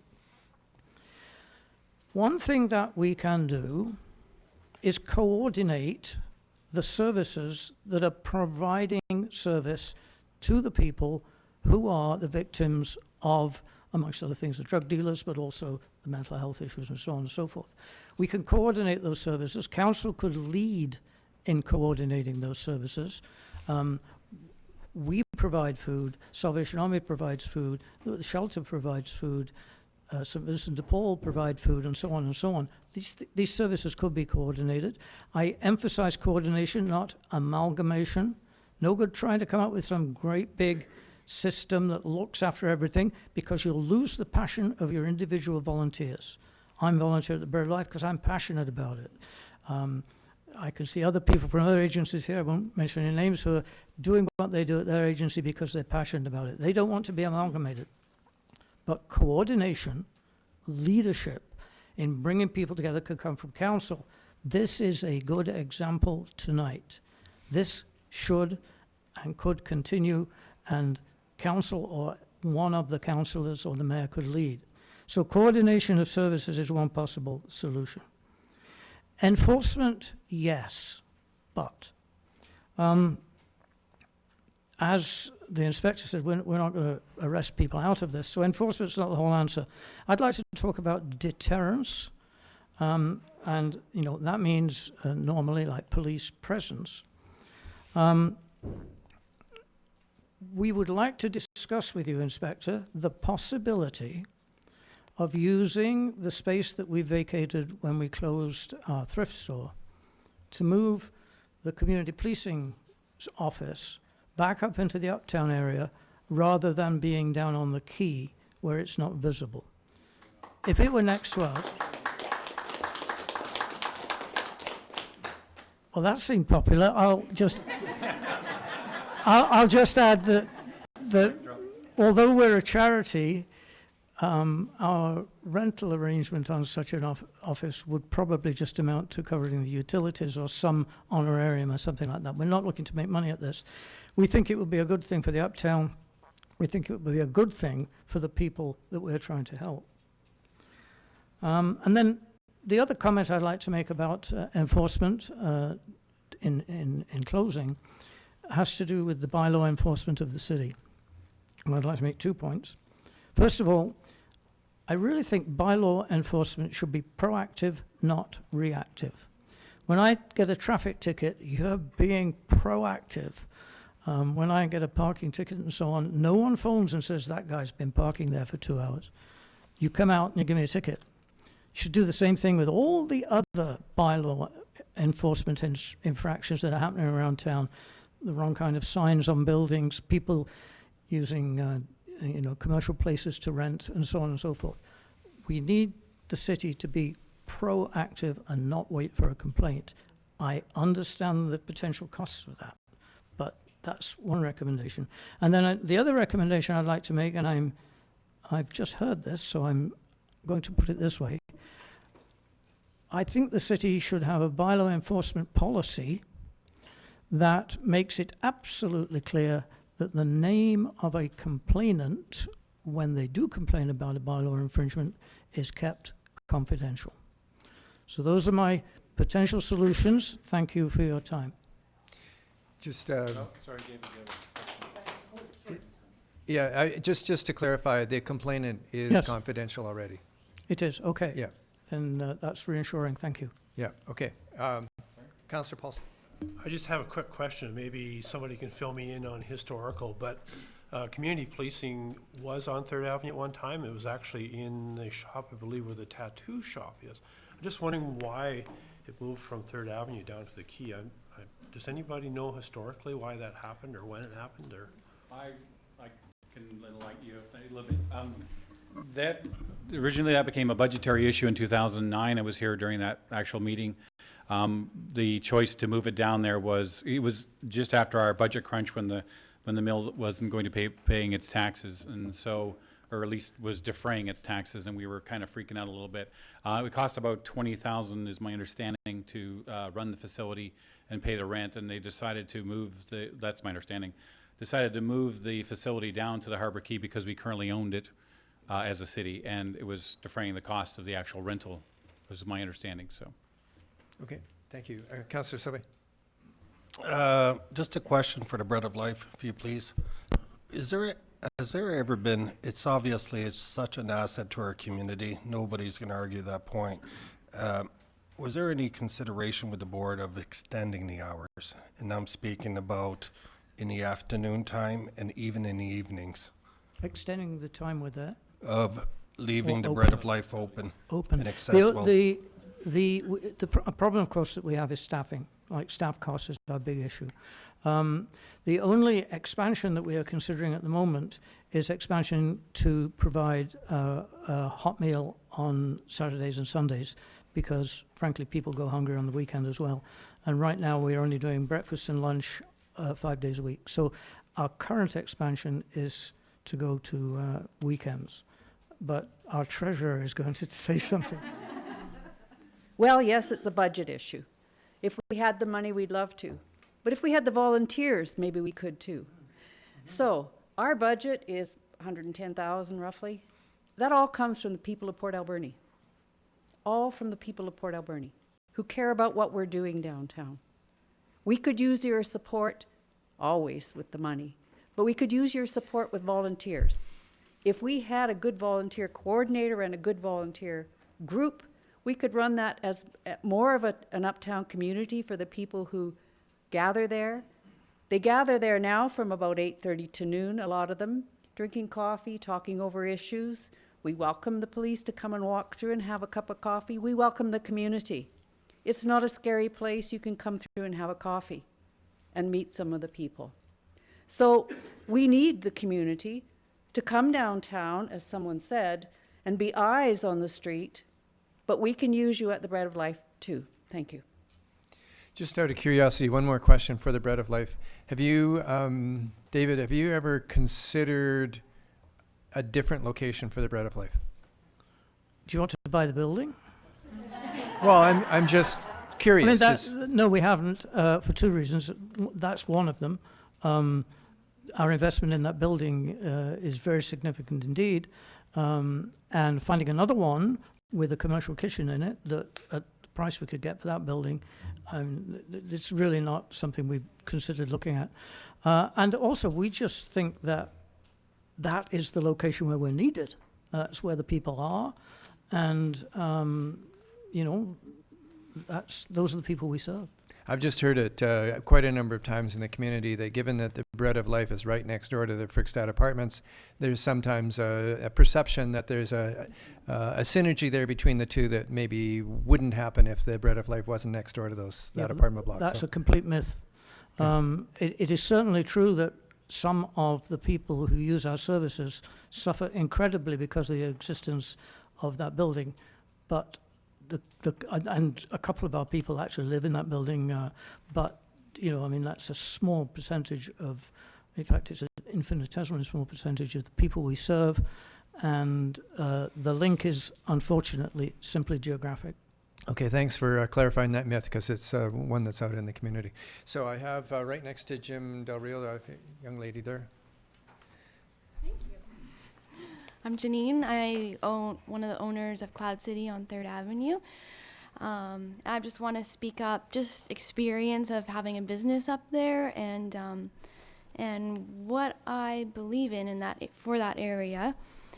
It was probably almost 6 years ago when we opened our business, And we had to decide, where are we going to open this business? And at the time, no one opened a business uptown on 3rd Avenue. It's just not something you would do if you want to be successful. But I had a vision for the area, and things fell into place, and we opened. And I have to say, over the following 5 years, I saw the place pick up. I saw businesses going in, really great businesses. The coffee shop, Steampunk, and Animal Arc, and Flandangles is the one business that's always been there. And it's just a great place to come and shop, and I think it brings a positive image to that place in town. I wouldn't say that 3rd Avenue is more important than the other side of town, like Northport, Southport. Port Alberni as a whole is important. But if we lose one place, if we lose 3rd Avenue, that's going to go downhill so fast. If, one business moves out and maybe the banks move out, then not only do we have one area that's struggling, but Port Alberni will be known for a town, a city that has this place that you don't want to go, and it will be scary and dangerous. So I just want to advocate for the street that my business is on. Speaking to crime and the different types of people that we're talking about tonight, I want to say that I have an incredible tolerance for people who have addictions and mental health issues and things like that. And I actually don't think that most of them are the issues that we're talking about. We've outlined that there are chronic offenders, and we've noticed actually in the last 6 months, I would say specifically, that there's, I can tell you one person, if he could just leave the block, I feel like our customers would be safer. And a police officer actually witnessed him approaching my employee and intimidating him, and my employee had to close the door in between them because he was intimidated. And we've put up security cameras to try and track what's going on and increase security. And my employee actually approached the police officer, and I'm not speaking against our officers. I'm just saying this situation was a little bit frustrating because he approached her and just said, like, did you witness this? Yes, she did. But there's nothing that she could do because she didn't. Yeah, we know how these incidences go, right? There's not necessarily a very specific thing that could have been reported on at that moment. Maybe not something that could have put him in jail or taken him off, but we need a way to record these people and just make some changes. So I know I'm a little all over the place here, but I'm just going to make a couple creative solutions I've come up with that may help a little bit. One has to do with security cameras like our business has just installed.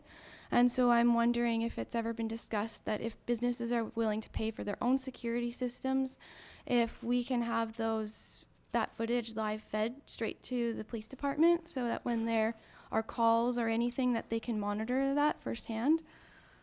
The other thing that was mentioned, but I think is really important, is a resource list. So small business owners like myself, if there's someone that we could call a nuisance or someone that's in trouble, we have those contacts so we know who to call and to help those people.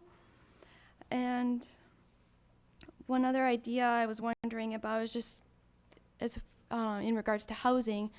I don't think that apartment buildings are very effective to helping these people, and I think Councillor Alberni is the one that had talked about single housing or small tiny homes, that kind of thing, and not like all together like tent city, but finding places for these people to live that are respectable and affordable, and so they're not forced to live in these apartment buildings that are basically run by slumlords, too expensive of rent, so then they're forced into crime to try to feed themselves and feed their addictions. One other idea that I came up with while listening to everyone is that we need a place for people who aren't accepted at the shelter. So if they're not allowed to be in jail because the Crown Council or whoever has said that they can't be there, and they're not allowed to be in the shelter because they're not safe, they have to go somewhere. Otherwise, they're just going to be out on the street bothering everyone and making things unsafe. So I don't know if that's like a self-check-in place where they have individual units that they can't have interaction with people, or they have just the right security to keep that place safe, but everyone needs a place to go. And like I said, I do have an incredible tolerance for the fact that people have come from all areas in life, but everyone needs a place to go. So thank you. When you say we need a place, are you thinking just like for the night, or are you thinking longer term than that? Like every night you have to have a place to go, right? It's interesting you should mention that, because I meet with sort of a coalition of church pastors, ministers, every now and again. And I suggested to them a couple of years ago that they consider creating essentially a schedule where 1 week a month they have their churches open, or even one day within the week where they have the churches open into the evening, so as a drop-in. And if we can create a schedule where people can go to a church for a drop-in, because all the churches have facilities, they have kitchens, they have places to sit, and so on and so forth, maybe that would be something that they could do to help. And for whatever reason, that doesn't seem to have happened, so I'm assuming that there's there's some other issues with that, whether it be what we were talking about from Bread of Life, whether sufficient volunteers, or whether there be a liabilities issue, or... Well, we're talking about people that are potentially dangerous, but our jail will not hold them, you know what I mean? Like our criminal system will not hold them. Does that make sense? Well, I'm not suggesting that we want to open the churches to criminals, dangerous people. But I can see, we're talking about this group of people that we can't put away, but there's no place for them to go. And so maybe we can work with churches, but they're going to need security. They're going to need something. But I bet you we're not the only community that has struggled with this, and I bet you there's some community out there somewhere that has actually resolved this problem. So it'd be good if there's somebody in this area that has that capacity to figure out the answer. Okay. Councillor Sobe. Yeah, I just wanted to, the shelter itself is a supervised place, and for me, for what I've seen, is fairly safe because it's supervised. One phone call away, they contact the police, no issues. The issue we need, and you're absolutely right, is actually housing for those who do not meet or follow the regulations of these shelters. I know the church, I've spoken with the church many times about having such issue, but it's all who's going to be there to take care of this.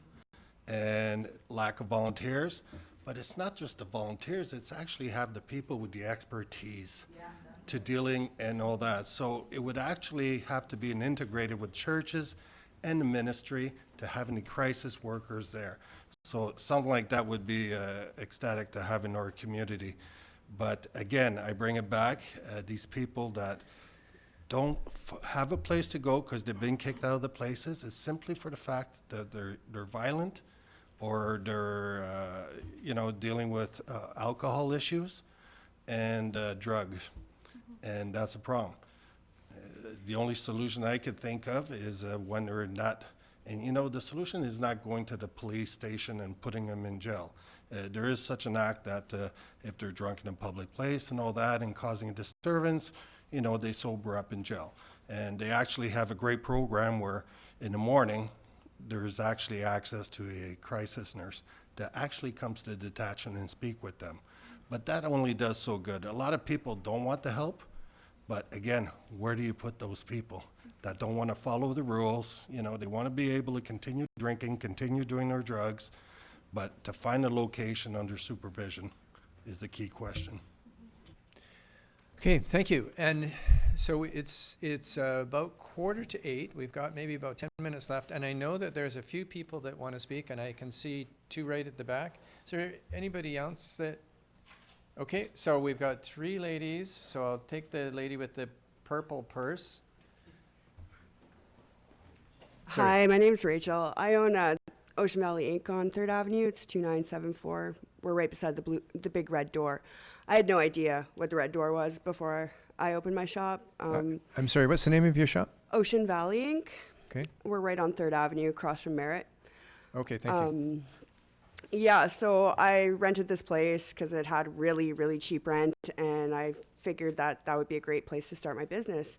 However, all of the businesses on my side of the street are slowly closing one by one, and my foot traffic is just decreased by 80%, like literally. I do have regular customers that come in and, you know, they're sustaining my business at the time, but, you know, they have fear for my safety as well as their safety on the street. I've been parking in front of my store and I've been ticketed like at least 10 times now because I don't feel safe walking to an adjacent parking lot or through the back alley of my store, because despite the fact that I've like posted my security cameras. I've got security cameras around my store, and the people upstairs are definitely dealing drugs. They've stopped dealing drugs right in front of the store because they see that I'm recording constantly and it's uploaded to an offline server, like an outsourced server. So, you know, any movement and it's recorded. And they've all come in and scoped me out and asked me who I'm affiliated with, because I don't have gang affiliation. I'm just an artist.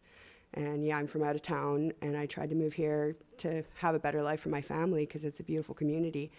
But these people that live around me and have fake businesses around me have been causing quite the disturbance. And the police have been very diligent on coming when we do have issues, which has been greatly appreciated. But like, I've spoke to my landlord on countless occasions, and he just moves a different drug dealer in each time. So it's really frustrating for me. My customers are mostly retirees that are coming in, so they really don't want to be walking to these parking lots and stuff, and there's like a 2-hour time limit, so they don't really get the opportunity to have their full session with me because they have to like stop halfway through their tattoo, go move their car, and then move on. So I guess my point with that is I was just kind of hoping that maybe we could get some sort of like parking pass or exception for the people on the upper part of 3rd Avenue that want to be able to be at the businesses for an extended period of time and not have to leave halfway through their tattoo, get bandaged up, and then move their vehicle, you know, 3 or 4 spaces. And I like the idea of a community watch thing, because we do kind of watch out for each other. Like, I had an incident where one of the people upstairs left trash all over my front of my store, like just bags and bags of trash and signs about what a slumlord my landlord is.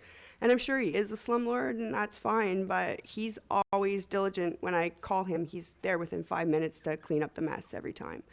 But the back alley's like trash. There's needles everywhere. It's disgusting. I can't walk with my children back there. Like, I can't park in the parking spot behind my shop because my kids can't walk back there either, right? Like, I have a family. We can't be doing that all the time.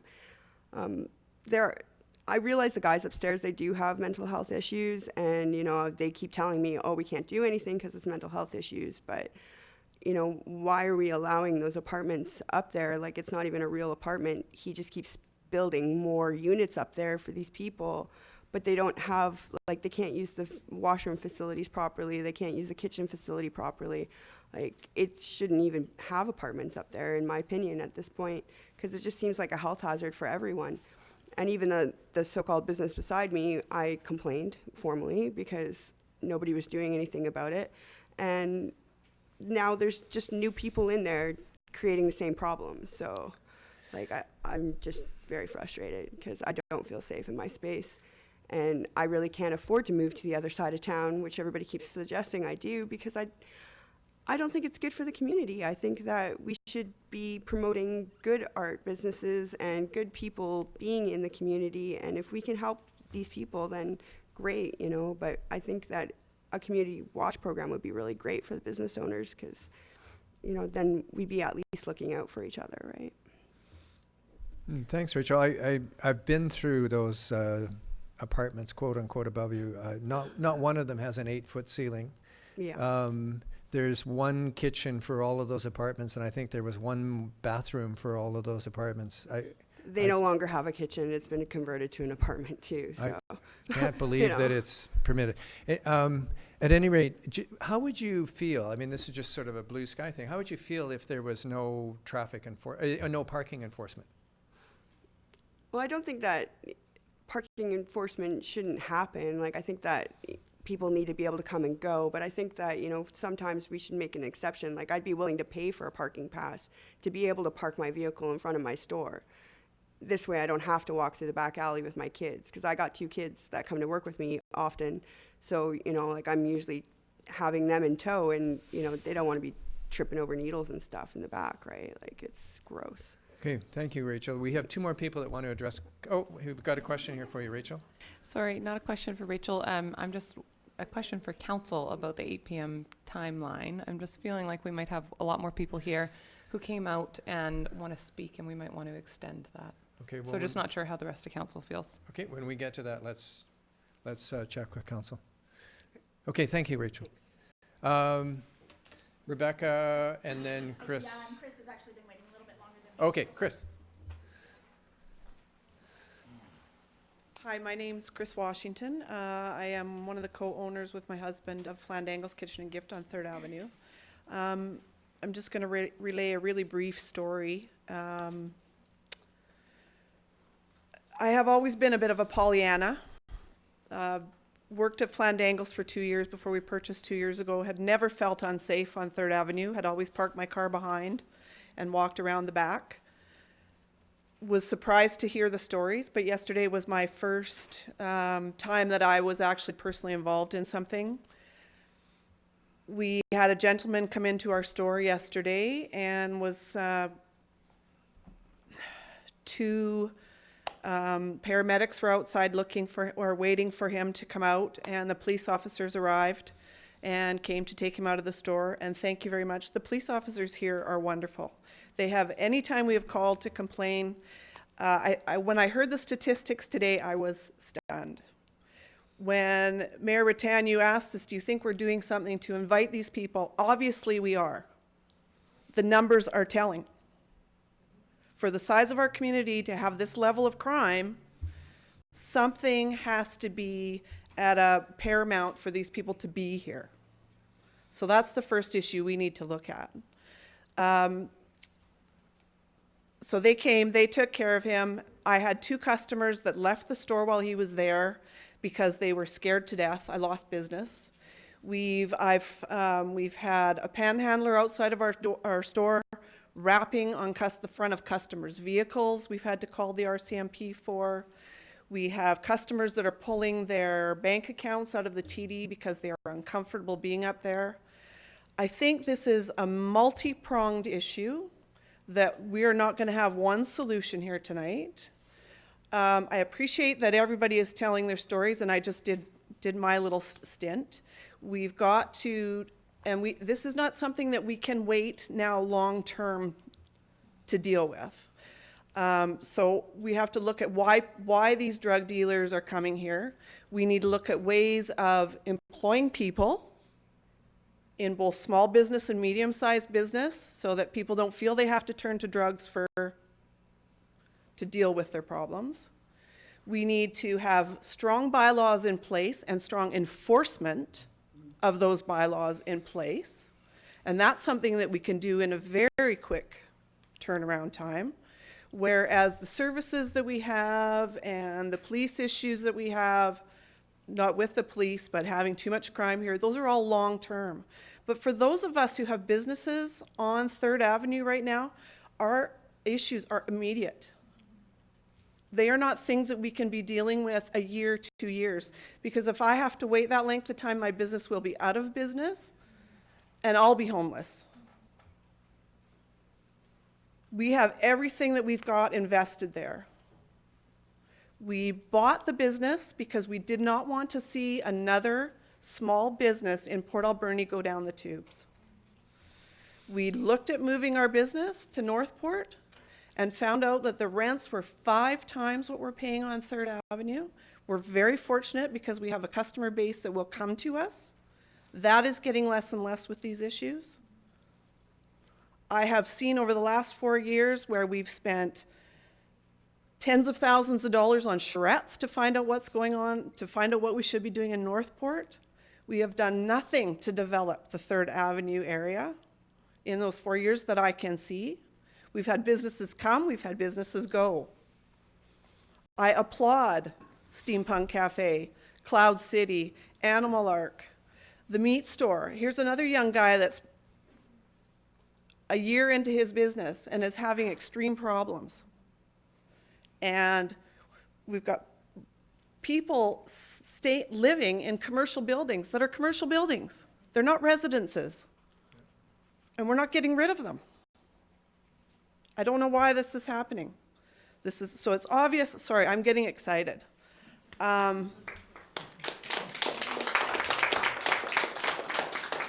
There's a lot the community can do. I mean, and Bread of Life is not the problem. Bread of Life could disappear tomorrow and that apartment building is still going to be there. Those drug addicts are still going to be there. They are helping people. Bylaw is still broken. City does nothing about them. Doesn't enforce it at all. Just, let's just have one person speaking at a time, and then if you. My husband knows how passionate I get about this because he'll come home from a Monday night council meeting at 10 o'clock and I won't speak to him. I'm so angry because I listen to what's being discussed and I don't feel that it's the core issues. I come home to him and I tell him what's going on. He doesn't know. So he's not getting the information from his fellow councillors or his mayor. When I know that there's other members of the council that know what's going on in these areas. My frustration is tenfold for all of the issues. So we need to look at this in a prong approach, short-term, long-term. You need to do something up on the 3rd Avenue area for those businesses that have chose to commit their livelihoods and make that area whole. We're trying to bring more business there, but when this stuff is going on, there's not a hope in hell anybody's going to come up there and rent. Thank you. Okay, thank you. Rebecca. So I represent the 3rd Avenue corridor, I guess. Thank you, Shar, for also being here. Or the Argyle, I guess, sorry. It's not just 3rd Avenue, but it's also... So Rebecca, just start by introducing yourself. Sorry, I'm Rebecca Standley. You heard from my husband earlier. I own Full of Beans Play Cafe. We don't live in the Uptown area. But Full of Beans is around the corner on Argyle, at the corner of Argyle and 3rd. We're kind of hidden behind that monstrosity of construction that's been going on for like ever and ever, and hopefully will be finished soon. I have all kinds of thoughts, and I want to try to be concise. Inspector Hunter, again, I just want to reiterate, anytime we've ever had to call the RCMP for anything, I've never been made to feel like what I'm calling them about is unimportant, or that I'm bothering them, or that it's not something that they should be there dealing with. They're professional, they are responsive, it's immediate. Like, I'm astonished when you give the statistics about what you guys are dealing with, that I can call about somebody whipping it out and peeing on the light pole across the street at BMO, and they actually show up and try to deal with that. So, kudos to you guys. We feel a little bit like the ugly stepsister sometimes because we are around the corner and hidden behind all that construction. Like Janine said, when we were looking at a place to open our business, my passion was really in this area, in the Uptown area. We did look at places on Johnston. Yes, the rents were quite a bit higher, but there were a couple of places that were possibilities, but maybe I'm also a bit of a Pollyanna. I really wanted to bring something to the Uptown area that would bring families, that would bring people. And I haven't felt unsafe. I've lived in downtown Montreal, I've lived in downtown Toronto, I've lived in downtown Vancouver. Until maybe the last month or two, I have not ever felt unsafe. And my customers would say, I'm not going to come to your business at 7 o'clock at night. You're open till 7. Are you crazy? And I'm thinking, what's the problem with coming to my business at 7 o'clock? There's nothing going on. Like, there's nothing happening here. But in the last couple of months, I've been seeing more and more, you know, driving up in the morning to park, and there's questionable people wandering around with big sacks and backpacks full of questionable things.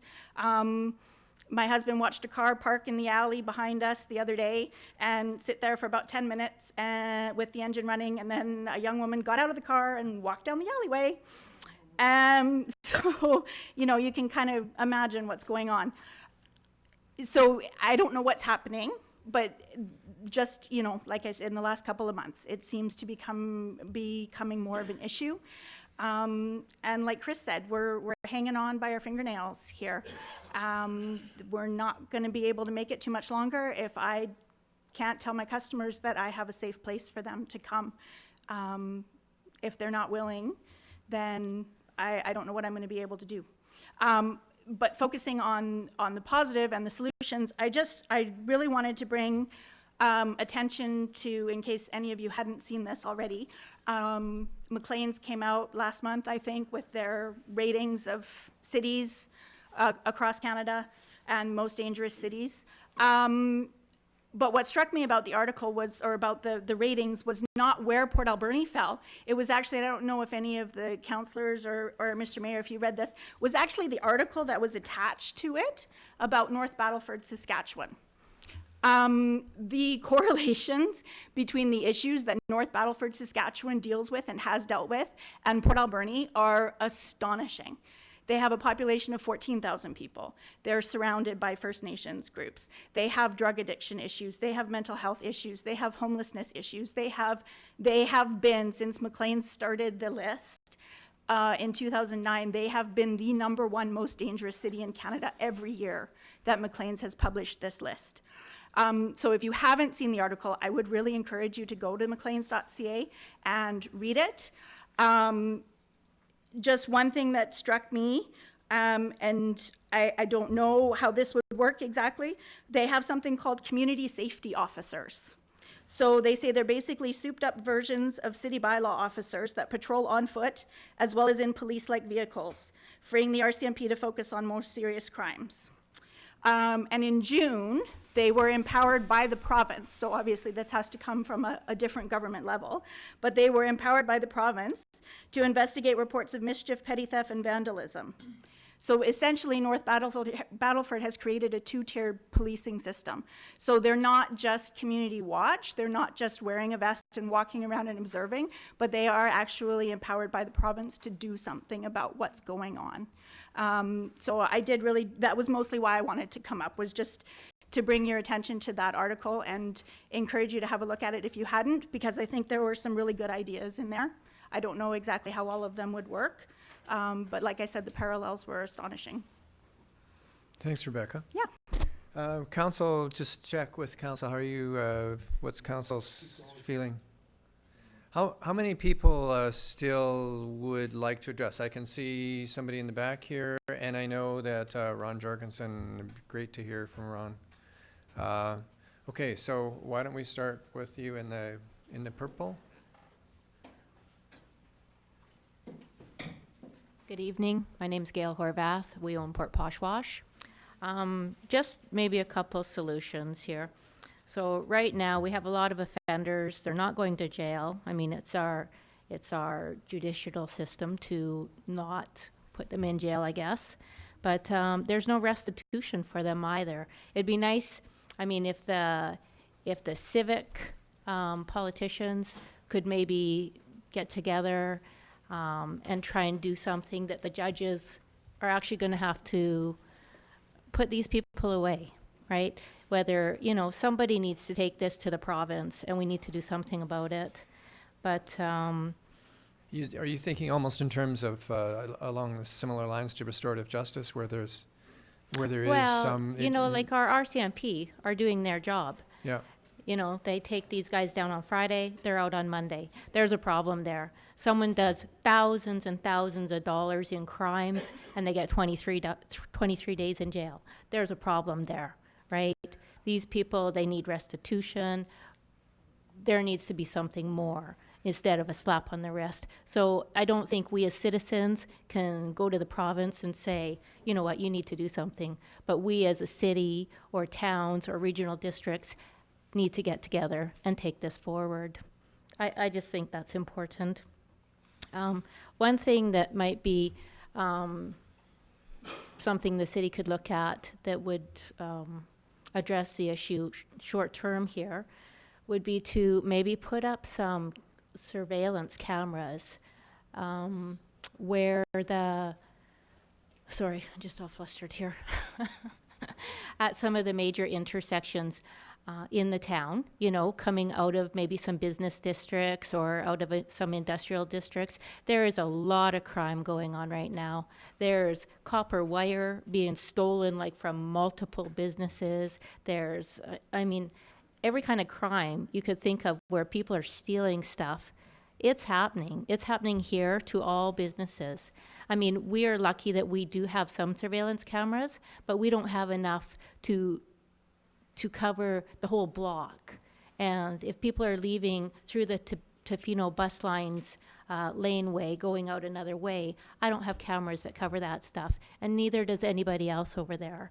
You know, so we need some cameras at some major intersections, and if there's a crime at 4:40 in the morning, there's going to be a camera that sees where that vehicle is going, right? And maybe if the businesses can afford to put in some cameras, if their cameras are facing out onto the street side, watching those traffic patterns, is there any way that there be some kind of funding for those businesses doing that? I don't know. They're just ideas. Yep. Because we need to do something to help out the police, right? Thanks, Gail. Councillor Sobey. Just to address your issue about restitution, it's already been during in the process of a judicial system. There's actually, upon conviction of an offender, they're often, or most all times, charged with paying victim services surcharge, and pretty much that goes towards restitution. But in criminal cases, it does happen often that if Crown Counsel and the victim makes the application for restitution, that it could be imposed upon sentencing. Problem is, you can't get water from a rock. So, and that's the issue. And, you know, they used to do it in the past where, you know, you're convicted, 1 month in jail, plus you got to pay the $3,000 damage you did. But, you know, it never worked out. Community service might go a long way in this That's community. part of sentencing, and that's what that's what they've gone to, is community services. The other thing I want to talk about, cameras. I'm all for it. I would love for the city to invest in cameras all over town, but just like any other cities, you're going to be dealing with a lot of issues of people that advocate that it's a privacy issue. How you get away from that is people protecting their own businesses and their front and rear, that they have their cameras. Nobody can stop them from putting out cameras because they're protecting their businesses. But every time a city or the province even talks about security cameras for areas of the community, it's a big legal argument that it's a invasion of privacy. So maybe it would actually be beneficial to look at if there are businesses in town who maybe can't afford a whole system or whatever on their own, is there an incentive by council to help with that system? If it is fronting onto a road where you're actually seeing traffic patterns and you're not just, you know, it's just paying by for law right somebody's. now, the city cannot endorse such a thing that would invade people's privacy in the public place. But if you're protecting your own property, that's another issue. But you speaking of an incentive by the city, that's a great idea. To see if somebody, you know, wanted to put camera and all that, if it's an incentive to help out the small business, so be it. Yeah, I just know we were hit again, right? And yes, I've got some footage, but not enough because nobody else has cameras, you know, and they just can't all afford them. But it would be a great idea if it was out there. Thank you. Okay, thanks, Gail. Ron?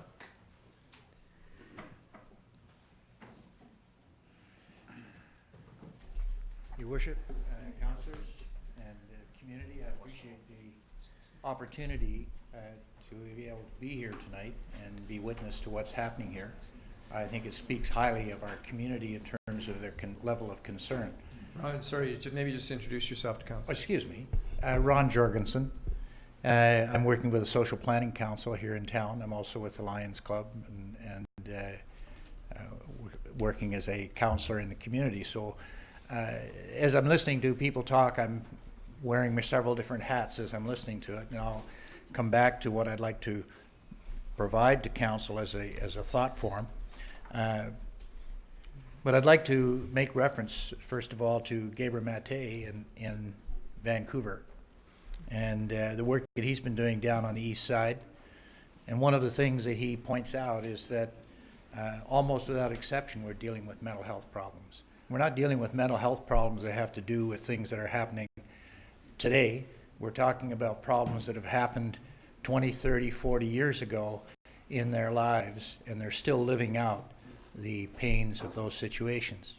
And that's true whether we're talking about alcohol, and all we have to do is look at the number of alcohol outlets that we have here in the community, and then we express our concern about drugs. And we say there's a real problem here with drugs. There's a real problem with the inconsistency with which we approach the whole process. They're all there as substitutes for the pain that people are feeling inside. And a lot of the things that we're seeing in terms of the lack of homes and the lack of a place to go and the lack of a place to be and the lack of a sense of homefulness, and I want to impart that term to you because I think every one of us today is going to go home to a place that we feel safe, a place that we can feel that we belong. And for a number of people in our community, they don't have a sense of belonging. They don't have a sense of place. Certainly working in the school system for a while, we were concerned about youth and couch surfing. But we're not seeing that happen just among youth. We're seeing that happen among young adults and older adults. And if you read the recent article in the Vancouver Sun or Vancouver News, they were talking about the fact of the suicide among seniors and the increasing amount of suicide in seniors because they can't find a place that they can afford to live in. And I think we have to be conscious of the fact that we are in this kind of situation in here with respect to our housing. And housing and the difficulties with homefulness and adequate housing is just one problem. And it's not the answer to everything, but it's one area that we need to be concerned of. And I know that council has heard about this before and struggled with it. Food security is another piece that we're talking about, and poverty, and the impact that these things have on people. We were there over to a home just the other day with the Lions Club because here's a woman in her 80s and her daughter living together. Both of them are on disability, and they haven't had oil in their tank for 3 years. They've been living off electricity, and they just received a $1,500 electric bill, and they can't afford to pay that. So what we're watching is the gradual degradation of our community because of increasing expenses. And there isn't any one single answer to that. I hear the concerns that people are bringing forward with respect to businesses and the impact on businesses and some of the proposals that we're looking at in terms of cameras and trying to respond to the immediacy of difficulties that are happening in our community. And what I want to propose to council is that you take a long-term view of this. That in the context of moving forward, that council gives serious consideration to the development of a social development commission that becomes part of your operation here within the city. And the reason that I say a social development commission, because as you sit here tonight, as I say, there isn't anything that you're hearing tonight that you haven't heard before, except perhaps for a few statistics. And I know full well that some of you aren't going to be on council next time. And there's going to be another council in here with another agenda. And that's happened in the past. We've seen that happen. And so what I'm thinking about and what I'm proposing is the thought form of developing something that provides a long-term coordinated solution to the social issues that are in our community, not just the economic ones. And it's not to in any way denigrate the fact that we have to build an economy here and that taxpayers have to be able to contribute to make our city work and provide the infrastructure for it. But it is saying that you've got enough on your plate right now that you have to deal with, that trying to deal with all of the social issues that have just been identified here tonight would tie you up for the next couple of years. And in that regard, I'm going to suggest to you the possibility of the Social Development Commission. And it's not unusual for communities to have such a body. It's an opportunity to bring about collaboration and cooperation. And I say that because whether we like it or not, we struggle with turf wars in our community. And one of the things we have to move past is the idea that we have to compete in terms of making this a better community. If we cooperate and build a community together, it will draw people, and it will draw people in positive energy, and economically we'll become a growing place as a result of it. We also want to have a group that's involved with the identification of issues that impact the quality of life, and you've heard people speak here tonight that have helped to address those things, but these are individuals that are speaking.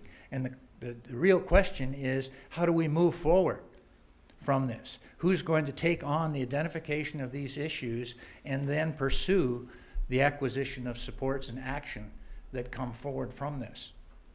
So it's a coordination of effort and a move to action that such a development commission would be involved with. It would provide an umbrella organization to guide the efforts of volunteers, and we've heard people speak about the need for volunteers tonight in several different arenas. It's an opportunity to develop a 5-year or a 10-year social development plan so that not only are you bringing the issues up that are currently here, but you're looking at it from a long-term point of view and how you can move that forward in stages and make incremental increases that provide change in the community. It's also provide a link with social and cultural issues across boundaries, which have to do with regional district, which have to do with health networks, that have to do with our First Nations neighbors, that all have concerns that are social, but they're often just slightly different from area to area. And how do we coordinate those services and those responses? It's an opportunity to facilitate the focus of agencies and agency strengths on issues across the spectrum of need. And we've got different people who do have strengths in certain areas, and we need to be coordinating that so that we can identify where the gaps are in that delivery of service, and then be able to make responses or look at developing new agency aspects, just in the same way that we're looking at developing new employment opportunities inside the community as well.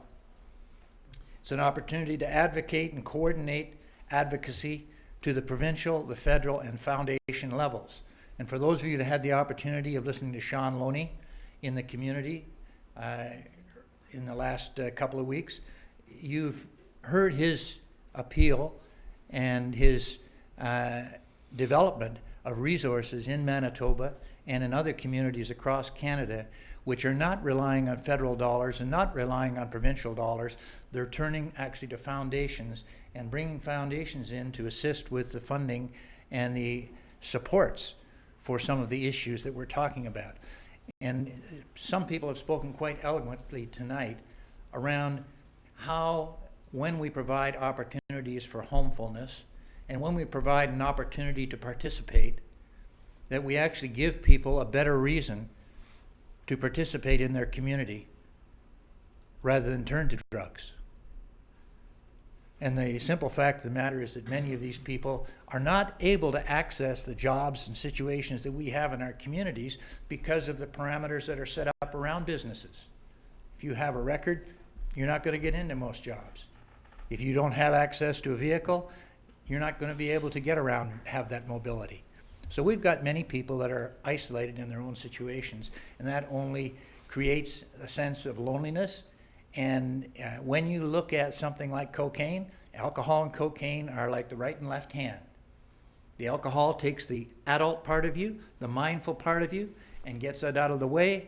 And the cocaine gives you the boost, it gives you a sense of power, increases your sense of sexuality, increases your sense of invincibility, and you put those two things together, and you feel like you're somebody for the few hours that you're on it. But eventually you have to come back down. And when you come back down, you've got a cost to that. And so you've got to go out and get something. That means you've got to go out and do some kind of petty crime in order to get the money, in order to take the next step to get yourself back out of the hole again. So it's a cycle. And the question is, how do we break that cycle?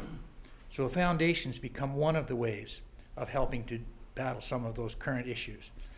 Secondly, it's an opportunity for the Social Development Commission to bring the proposals and recommendations forward to council so that council can act on them. We've heard people speak tonight with respect to bylaws and with respect to support for cameras and helping to support people who want to make this a better community, but don't necessarily have the resources to be able to do it all by themselves, nor do they have the capacity to, to interweave some of the resources. I mean, with the technology that we have today, we should be able to create a situation where, with the cooperation of businesses, you'd have this whole town covered. But we haven't got that far yet. But that's something that someone who's got the tech skills could certainly be working on. Not to say that you want to endorse it as council, but to say that if we want to keep our community safe, we have to use our sensibilities and our knowledge about technology and our knowledge about support and our knowledge around cooperation to build those networks that are going to work against this kind of undermining crime-related drug behavior. And the most important point from my point of view is that the Social Development Commission has the potential of providing a lasting legacy to Port Alberni that survives councils and does not have to reinvent issues. And that's one of the things. I've been in this community now for about 19 years. I don't know how many times and how many meetings I've sat in and listened to people talk about poverty, listened to people talk about food problems, and we're back here again talking about those problems again. What are the things that cause people to be involved with drugs? We say the problem is drugs, but the problem is connected to the poverty, is connected to the homelessness, is connected to the lack of good food and a sense of belonging. So I just throw that out to you as something to consider, is this idea of developing a social development commission that becomes a part of council, that takes a lot of the ideas that are coming out of this room and brings that together into a plan of action that has some duration and some lead for the community and for council in their work. Thank you. So, Ron, thank you. Thank you so much. I'm sure there will be some questions from council, but this is actually a really hopeful time at which to bring our meeting to a close, because it does give us a way where we can consider going forward from here, because it's always, we come to these meetings because we want to look at the problem, but we also want to look at what the potential solutions are. That's why we come together. I get this sense, we've been here for 2.5 hours, which is a long time for any meeting. Even people like ourselves who spend hours and hours and hours and every week in meetings. But it is a really good time, because in a committee of the whole, we don't make any decisions, but we're here to get information, and we take the information we received tonight and use it towards making a decision at an upcoming council meeting, which hopefully won't be too long. And January the 8th is our next council meeting. So having said that, unless somebody on council has something they urgently want to say, Councillor Alberni? Well, it's urgent, but it's something I'd like to say. Thank you for your comments, Ron. I think you really hit on you hit on it very well. Going back a few speakers and trying to wrap up kind of what I've heard from you and from the community, I kind of see these three themes coming out where, you know, we're looking at enforcement, we're looking at housing, we're looking at creation of economic opportunity, and I see real opportunity for the city to take a leadership role in all three of those things. As Janine said earlier, you know, there are communities that have done this. Medicine Hat has ended homelessness through a housing first policy.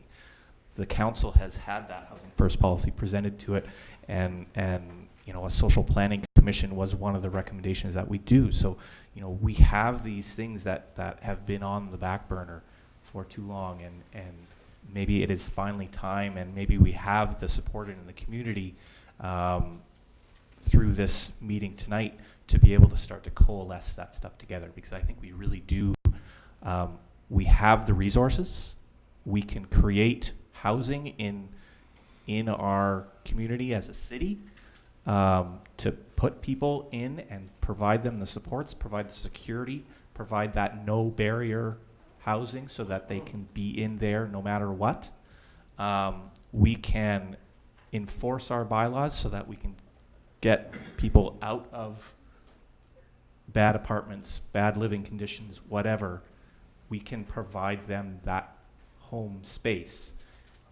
We can create those small business programs, social procurement programs, where people can be empowered and go and be in our small businesses and become employees, and then lift themselves out, maybe become volunteers at the Bread of Life as well. So I think we have all of the solutions in amongst all of us here, and it's a matter of bringing it together. And maybe, like you said, maybe it is the Social Planning Commission. Maybe that's something that we can look at as a first step. But I think there are immediate things that we can do. We can create housing as a city. We can do bylaw enforcement. We can do those things. So I think we need to do that. Okay, thank you, Councillor. So Ron, thank you so much. And people, thank you very much for coming out this evening, Council. I know we've got lots to consider, and probably one of the things we'll be considering is another such meeting as this. What I'd suggest to everybody that is here, we've got something to start with. And it's certainly not the first time in this community's history that we have something to start with, but let's think about it over Christmas and think about what some of our solutions might be individually and jointly. And if you've got some ideas that haven't been considered this evening, send it to council or send it to the city, and we can bring it forward. We'll see about bringing forth another meeting such as this in the new year and see if what comes out next time around. Thank you so much, everybody, for your incredible participation.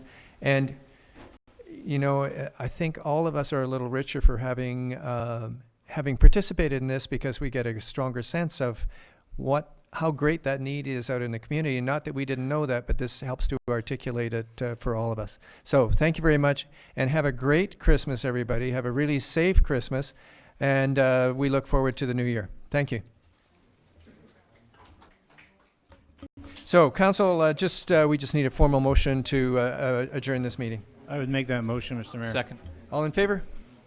Carried. Thank you.